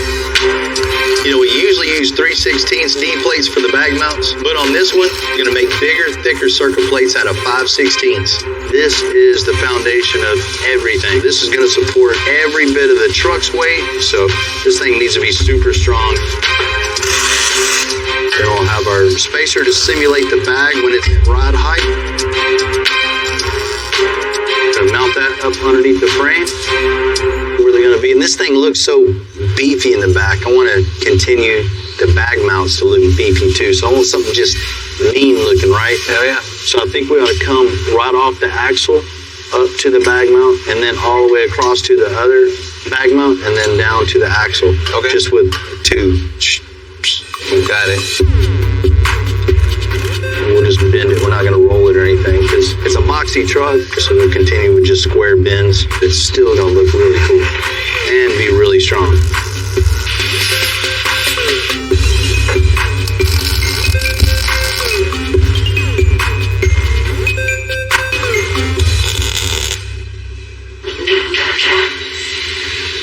Looking good, man. We got the diagonal link, got the 4-link, got the bag mounts. You know, one more step. Shock time. That's it.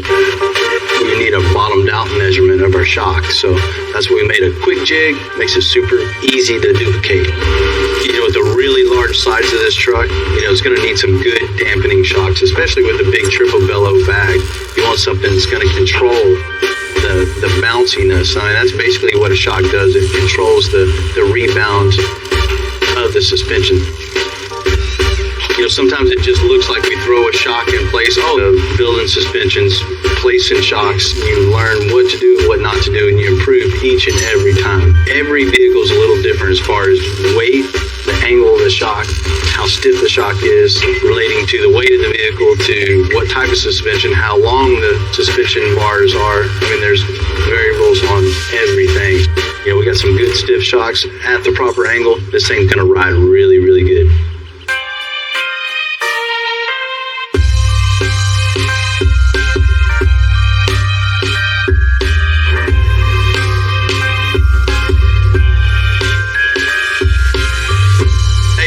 Hey man, what's going on? A good trip for you? Oh, absolutely. Great roads all the way up to Houston from Oklahoma. Man, I sure appreciate you coming down. I think we may have built exactly what you need for this build. Cool, man. Let's check it out. A lot of times, we just build the new truck beds. But interest of time, I designed one that Billy made just for this truck. Man, first thing you notice is that big wheel well. Exactly. I hope you got a big enough tire to fit this. Definitely. I'll tell you, man, when I saw the drawings, I was concerned, but I know you, it's all good. Got your gooseneck hitch, your receiver hitch built in, so be able to tow and haul with that big rig. Yeah, this thing's cool. This isn't off the shelf. It's not off the shelf, I'll assure you. Certainly. You often get it on the truck. How much does this thing weigh, you think? I don't know. I hadn't built it before.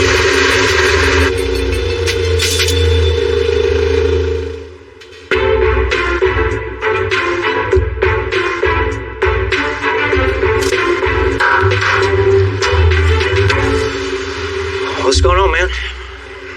Man, I need your help, buddy. This truck is just big, mean, huge lip, big tires. This little puny bumper. Man, that ain't gonna cut it.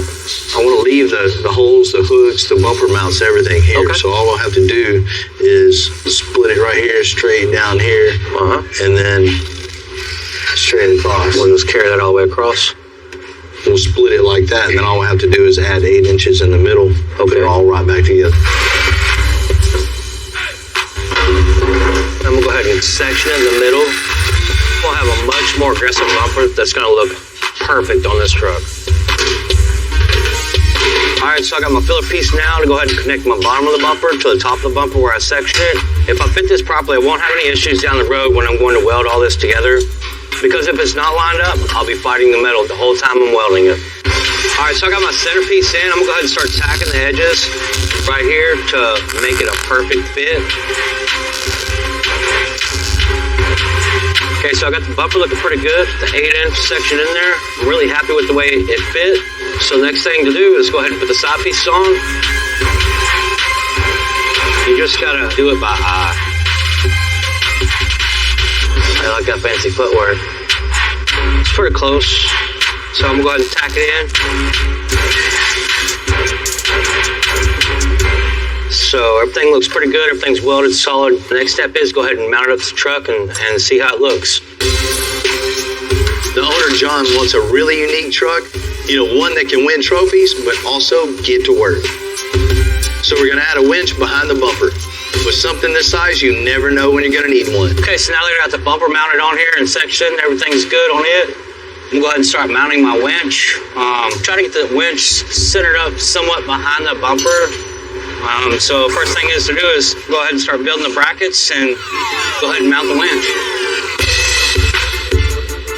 Man, that's perfect.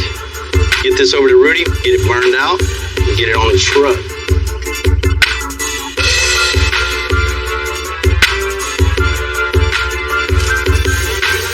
Winch bracket, I'm gonna go ahead and stick in the brake and put a 90-degree brake on it.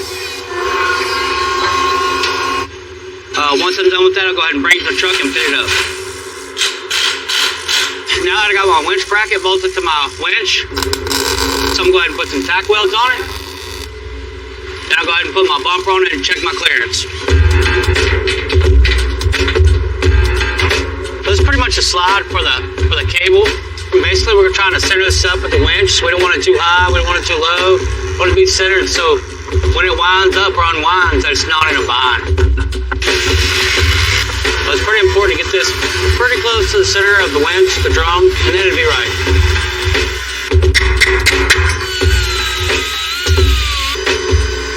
I overcut it just a little bit so the winch cable doesn't fray or catch on the metal. everything's right where it needs to be, so he'll be able to help people out or help himself out in a bind.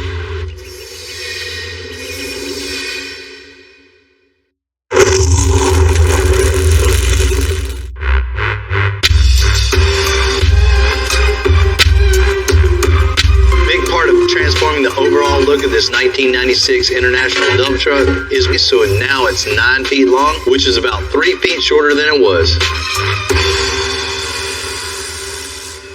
9 foot, 109 inches. We're cutting the frame and boxing it in so it'll look like it came from the factory like this. And it'll be just as strong. Close this gap up. You know, in the early days of a big build like this, it can be hard to see how we're going to turn the old dump truck into a mean military-looking truck. But you got to keep the faith and just make it happen bit by bit.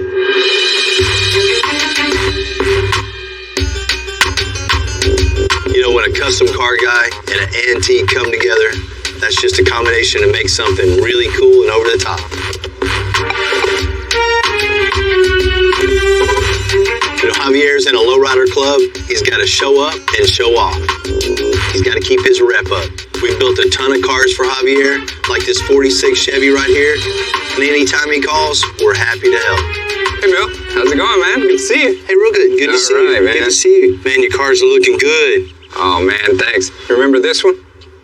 Yeah, that thing's still looking good, too. Man, you did a great job on that. I'm a welder by trade, and I know his welds aren't perfect. Funny to say that, but Who are you now? man, you've done 3 for me. I've got one more for you, though. Let's go check it out. Let's go. Man, that's a good-looking car. 1934 Buick. This thing's like new. 80 years old. I found it in North Carolina. Guy had it in his garage for years. This thing was top of the line back in the day. You don't find many 1934 Buick Model 57s looking this original, this clean. Well, what do you want to do to this? I mean, it looks perfect. You know, Bill, I like driving. And right now, I can't drive this thing. The car's not reliable. It overheats. So I want to be able to go where I want to go and not have any problems at all. So what's under the hood now? It's straight A. You want to look at it? Wow, this thing is cool. Pretty old, isn't it? Straight 8, you don't see that a lot. No. So you want to take this original car, take this original engine out, and replace it with something else. Bill, that's what I want to do. This is one of the very few times that I'm a little hesitant about taking this car apart. We're going to piss some people off. Definitely. Some people are going to be mad. You know, a lot of people don't like changing parts. They like to keep cars all original, but I like driving them. So Original engine out, put a late model Chevy in it. That way you got your reliability, fuel economy, power, something you can just get in and drive wherever. that's what I want, Bill. That's what you're going to get. If we're already going that far with this thing, we might as well put some air suspension on this thing and get it down really low. I know how you and your boys like to ride low. We roll fast, but we also roll low. Gotta lower it. You gotta lower it.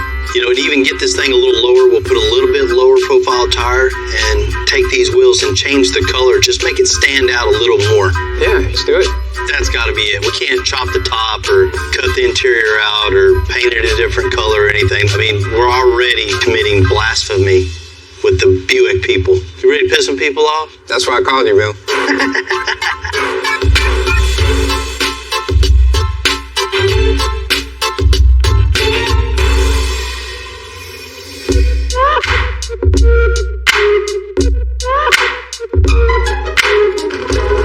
Man, bringing a car in this old, this original, this cool, it's a shame just to do anything to it other than wash it. And we're just going to tear it all apart. I have my reservations, but I'm glad it's here. I'm glad it's us that's going to get our hands on it. We're going to show it the respect it deserves. And, you know, this car is so original. There's nothing been done to it.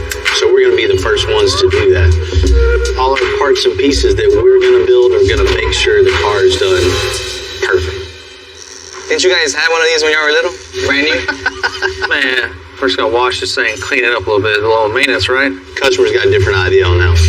Don't tell me we're cutting this up. That's that's what he wants, man. The problem with this thing is the straight 8 in it is just not reliable for him. He wants something he can just get in, turn the key, start it up, cruise wherever he wants to go, and not have to worry about all the issues that come with the old technology here. So what we're going to do is pull this out, put a late model LS in it, something he can just get in it, hit the key, and go wherever he wants, not have to worry about overheating or anything. We're going to replace the rear end, give him something a little more of a strength to it, man. This one definitely won't hold up to the power LS puts out. New drive line, the whole new running gear, disc brakes, front and back. He wants this thing to be able to drop on the ground also. So we got to replace the straight axle in the front of this thing, replace it with independent front suspension and air suspension on top of that. So when he gets where he's going, drop this thing on the ground. Hell yeah. Man, you really don't have any issue cutting this thing up, huh? If it ain't cut, it ain't custom. I hear you, man, but we want to give it a little extensive style. Something maybe like a coil pack cover to maybe go with the styling of the car. It'll make not as many people hate us for putting an LS on this thing. It doesn't matter what we do. They're going to hate us for pulling this one out. Let's get this thing up on the rack, start tearing it apart. Cool. First things first, the little one's got to rip out the old suspension and then the motor. Man, it's crazy this old car has a gearbox style mechanism on the top of it. Usually they just have a bushing and a straight bolt, but since this is definitely not a gearbox, it's more than likely something with gears and oil. Man, they were smart back then.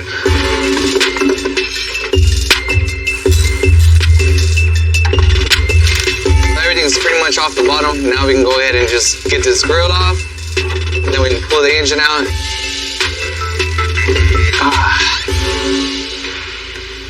That was heavier than I thought. Man, dude, look at all those springs. And they don't really make them like this anymore, do they? Nah, they don't at all. Here, let's get this on so we can get this motor out of here. All right.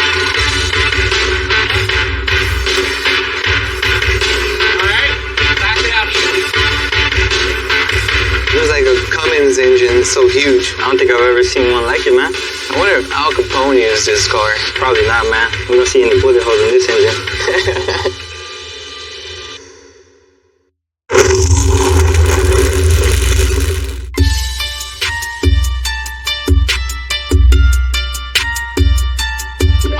Designing the suspension on this old school Buick definitely has some challenges. None of our off-the-shelf parts are going to work, so Ryan's got to get busy by making all custom parts. We're going to start now with making the mounts for the 2 links. As you can see what we get to work with here, we would typically just make our own cross member, but with the structure and everything that's going on here, I don't think it's necessary. We can reinforce this and build brackets off of this, and it will work just as well, and it will look great.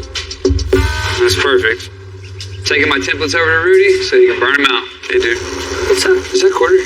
That's quarter. That's quarter. I was going to have you cut 2 of these out for me so I could just cut this while you were doing that, but since that's quarter, I'm just going to make you cut all of them out for me. I know you're not doing anything over here. That's what I'm here for, right? Appreciate you. Once I get all my curves and lines figured out, I'll trim everything up, transfer it over into the program, cut Ryan's pieces out, clean them up, take them over to him.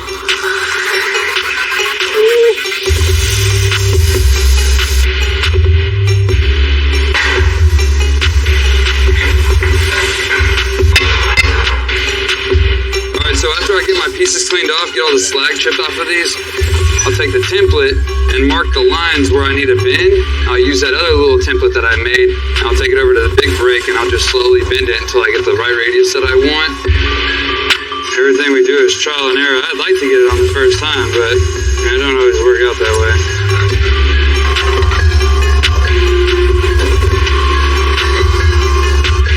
Cut that out with the plasma cutter. And tack it in. Alright, so we got the plates welded into the frame, stiffen it up. Also gave us a mounting point for our 2-link tabs. The tabs basically will weld to the frame, and this is going to be your mounting point. This is your pivot point here. So this is where it's going to connect to the rear end We'll start here and move our way to these other cars are built and just so rigid. It's a really rough ride. This would be like night and day difference. This would be riding on a cloud versus riding in a wagon barrel down a gravel road, you know? So I think what we're doing here is a little better.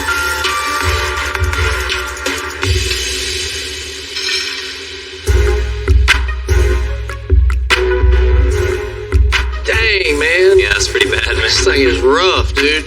The diesel in this dump truck came to us in rough shape. There was a lot of creative fixes and even garden hose under the hood. John, the owner, wants to keep this engine and make it reliable, so I asked the Wells family to come on in and get this thing running right. Bro wasn't lying, was he? No, I can see why they call it the dump truck. This thing is terrible, man. Got some electrical tape there. On a fuel hose? That's a hazard just waiting to happen. Yeah, we've got our work cut out for us, man. First things first, let's get this big honking piece of trash off here. Let's clean that up with a newer, updated intake. Help it breathe a little more? Yeah, get a little more power out of it. We need to change out all the radiator hoses, get all this stuff cleaned up. Watch out. You'll give it a little more appeal under the hood. That insulation is not going to work. We're going to have to rip that out. We'll probably have to do something about the heat, so we'll heat wrap this sound pipe. What we have here is exhaust wrap. That's a firewall, getting your feet nice and hot. It also helps clean up your engine bay and make it look a lot nicer. All right, now we got all the ugliness out of it. It's time to start cleaning her up and moving forward. What we have here is a K&N air filter. They are really good about airflow. They allow air to get in and keep the most dirt and grime out of the engine. She's a lot better than she was. That's right, bro. Let's get the hose on there.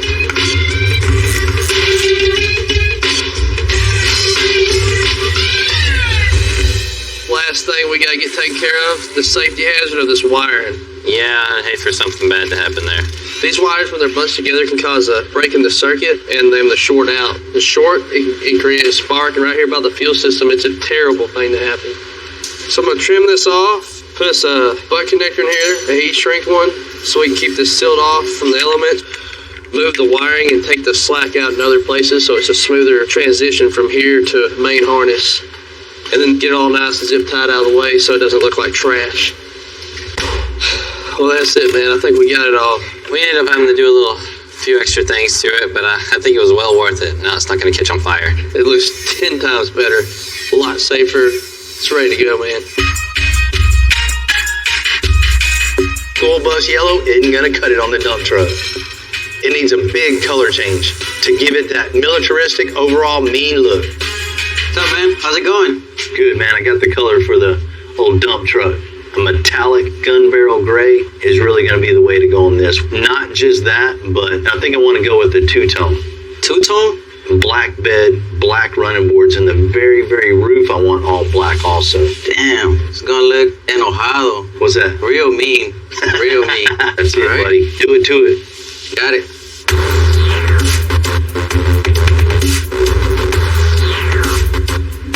I want something on this truck that's really going to stand the test of time. I don't want army green. I don't want the Desert Storm tan.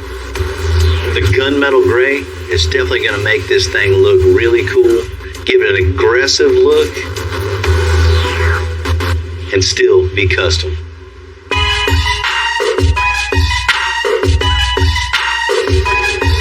John, the client, said he wanted this international dump truck to be unique. We're definitely heading in that direction. Now it's time for the custom flatbed. Next project is getting this thing on the truck, which is not going to be an easy task because it's got such a long bed in the back we can't pick it up from the rails. You got to spend extra time to do every little step. You know, just picking the bed up is just one more example of how much work goes into something like this. We're about to see if it'll work.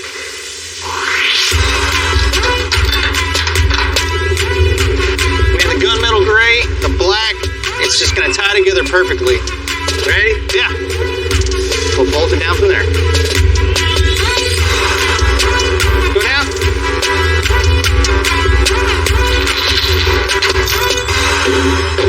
This is a big ass bed. This thing's finally starting to look like something.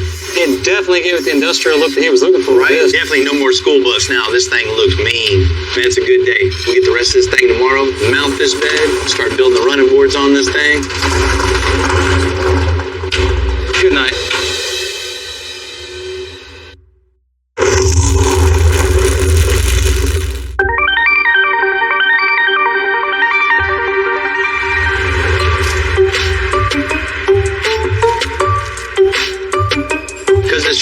all, we're gonna need some extra steps going in. So we're gonna make some running boards / steps, and I'd like to make it one solid piece.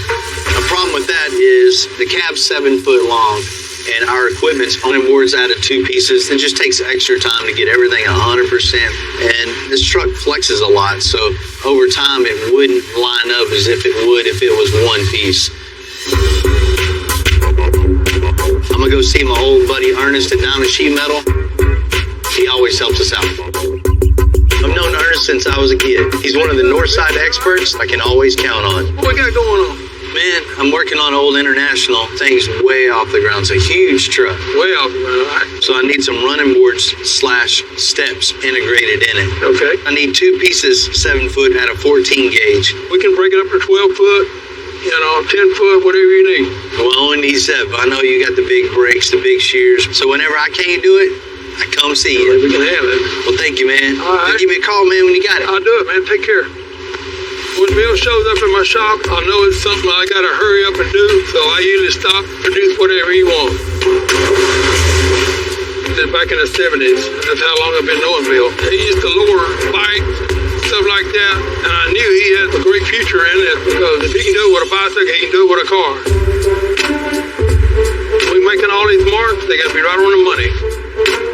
These are where the brakes are gonna be. If you don't mark them off right, we gotta start all over. We got a mark here with a circle, it's gonna be bent up. No circle, it's gonna be bent on the other side, bent down. If you don't bend these things right, all the money and material is wasted.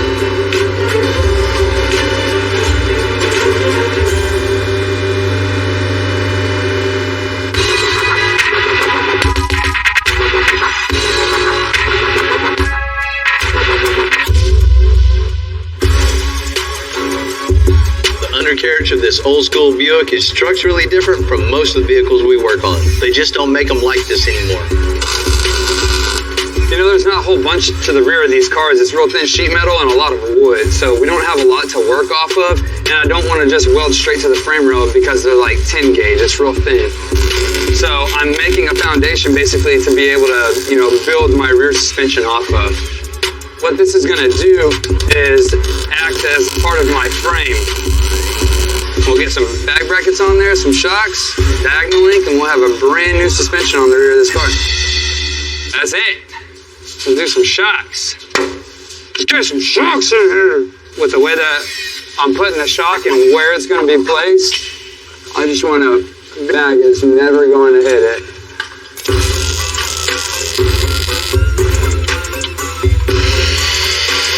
Even though we do a bunch of air suspension here, every application is different for the most part. The concept is the same, but actual building it and getting into it and making it functional and making it work and the geometry and staying the same, it's all different. That's what keeps this job, interesting and makes it fun to come to work every day because it's not that repetitive, same old, every single day. But it's done back here and now we get to move on to the front.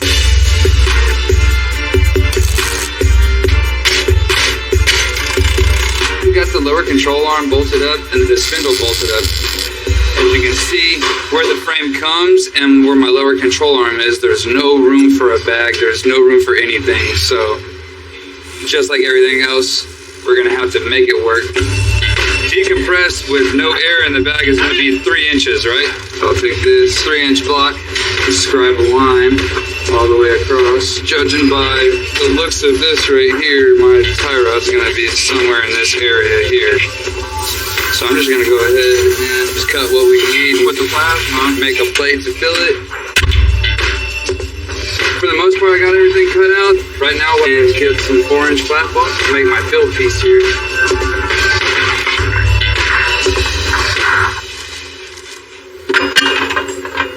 Nice fit. Everything is going to be built off of this plate right here for our upper bag bracket. So this is critical in making sure that this is fit up properly and welded in properly. So that's what we're going to do. We're going to trim it back, get a nice fit up, get it tacked in, then we'll weld it off. And whenever you're welding, and you want to get a nice weld, a nice fuse, you want to go from metal to metal. You don't ever want it to overlap completely and then just weld the outside. It's not going to get anything in there. It's not fusing anything. What I'm looking for on this is just trying to match the same radius here. Just I want that same roll all the way through, so it looks like nothing was ever touched. It looks like it came like that. So just start on the flat spots first. I like to knock it down and make sure it's flat, and then start rolling. So once I get it kind of close, I'll come back with the flat disc and then clean it up and get rid of most of these lines. Hit it with a DA or a wire wheel. I mean, that's pretty much it. I've been liking it. Looks real nice.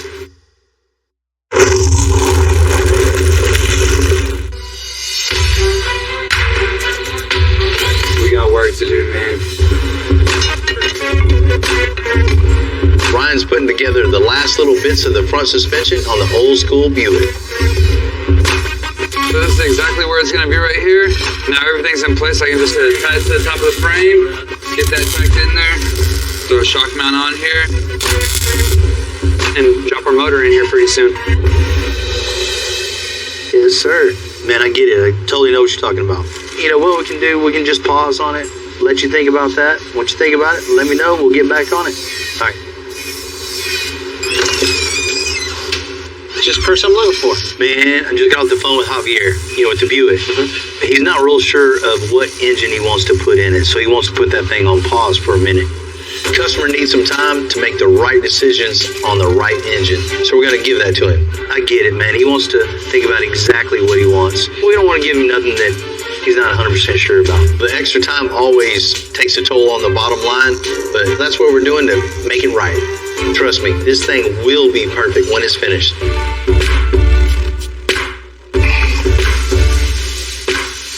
Cut a piece 32 and 3. Don't chop it on top of the panel board. It was a working dump truck, so the interior left a lot to be desired. Just tape it to it. You definitely can't have that, so John's gonna make it right. We're building a big, badass dump truck, so we got to get something that's going to be utilitarian and follow along in design and keep up with the beating around this truck's going to get. So we're going to make some really cool door panels. The idea that we have here is we're going to make a metal kick plate. That way it's good and rugged for climbing in and out. You kick it with your boots, whatever, it's good to go. This is kind of the fun part to me, the creative part. You get in here, you get to lay this out. We're going to actually bring your idea into fruition. With this truck, it's big, it's boxy, it's a beast coming down the road. So you open the door, you want to kind of have that same idea. It just needs to say, I'm ready to work. Next thing I'm going to do, start cutting this apart, and we'll transfer it onto the base panels, and we'll get it foamed up. Here to my foam. Time to get busy. Like I haven't been busy already.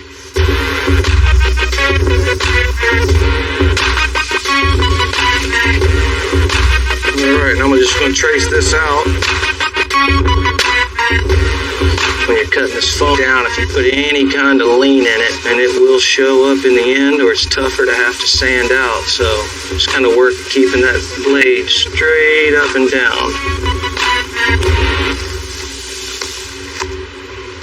We're actually going to put a beveled edge around this, and that way when it comes up, it'll dip down into the insert panel, up both sides.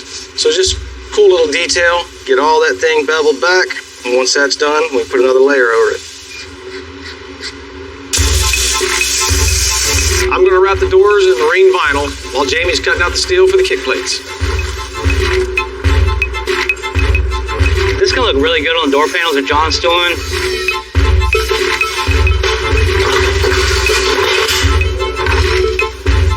I went ahead and cut this out of 18 gauge steel, just sheared it. Now I'm going to cut it to the right size, go ahead and prep the material, and I'll bring it back to it. All right, looks good. I'm happy with it. I'm going to go ahead and bring John, go ahead and do a test fit real quick, and go from there. See how she fits. Cool, man. Perfect fit. Cool. Well, let me go knock out the mother 3. Can't wait to get over to the body shop and let them get this thing painted, get this door panel together. It'll look pretty cool. It's going to look nice. Man, Ernest did really, really good. I mean, all the angles look exactly perfect, exactly what I wanted. So next step is just get this up here and start shaping it. Hey, pretty soon we'll have a running board. Put your hand out there.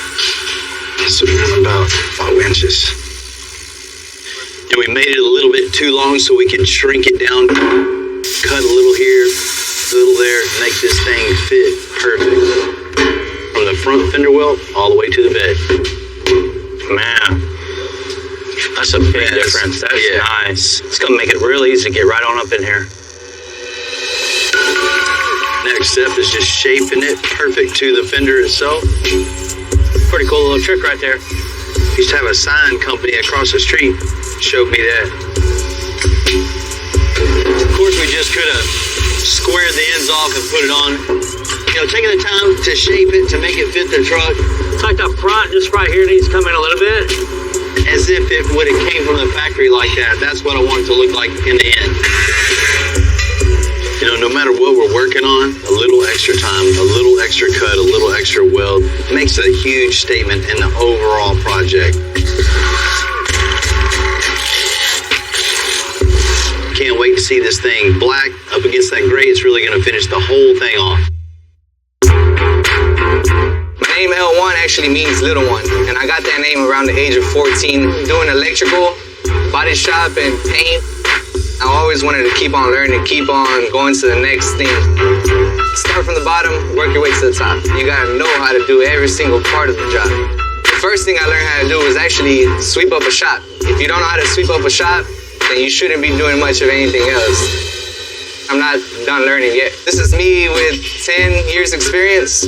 I want to see myself with 20 years experience, 30 years experience. You always want to get something right and then keep on learning, but you got to learn the right way with the right people. If you're not open-minded to learn from others, then you're not going to get very far in this business.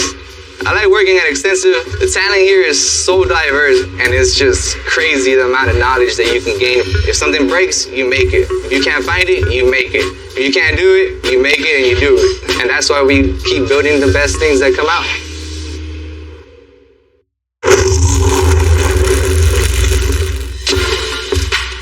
And like that, what was an ugly international dump truck has become something else entirely. Installing the seats, doors, running board, 10-inch tall tires. There won't be another custom truck quite like this on the road.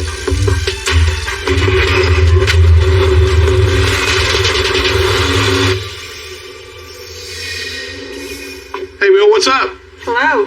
Hi, and good to see you as always. Same. What up, Johnny? You know, I've known John Wood for quite some time. I love this guy, but I love messing with him too. You got some news for me? Well, I wanted you to come out and check this thing out. I got a couple questions on it. That usually means there's problems, so how much more money do I owe you? Right. I called him in, told him we had a couple issues with this truck. You already know how rough that thing is. It shouldn't have any rust. It was covered with tar. You know, I can tell right now he's super worried. He thinks it's going to cost him a lot. You ready to go check it out? Yeah, let's go see what we got going.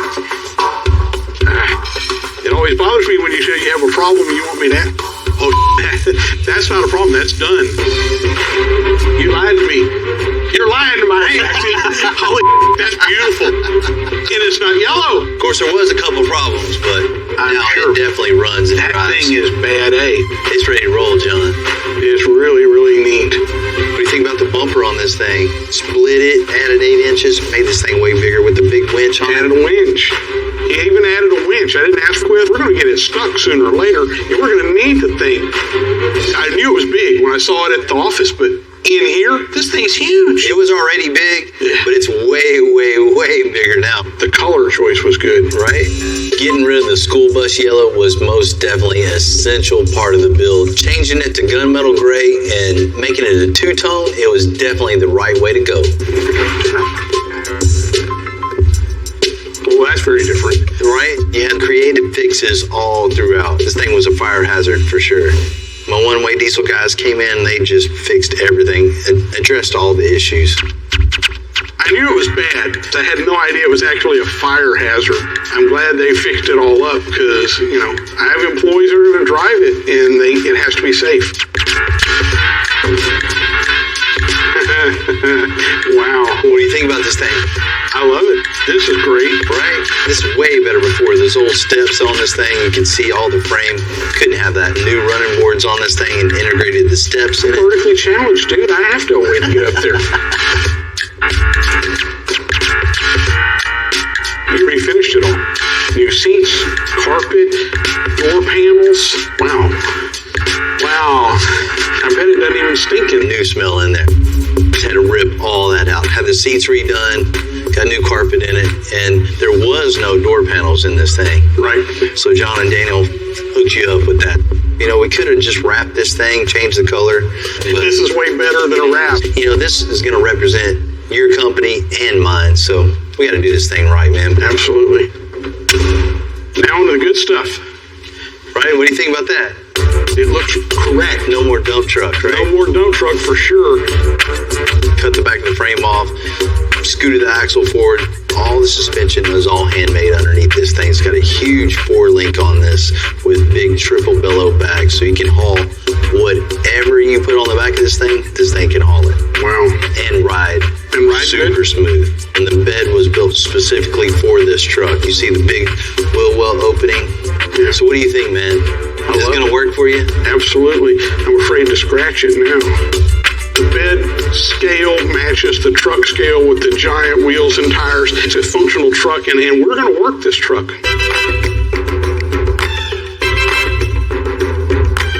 You can tell the people that do this, they're craftspeople. That's right. We all have passion for what we do, for sure. You know, this is just one more example just to show how good a guy in the shop just kicked ass time and time and time again. I know this thing is going to do everything you could ever want with it and even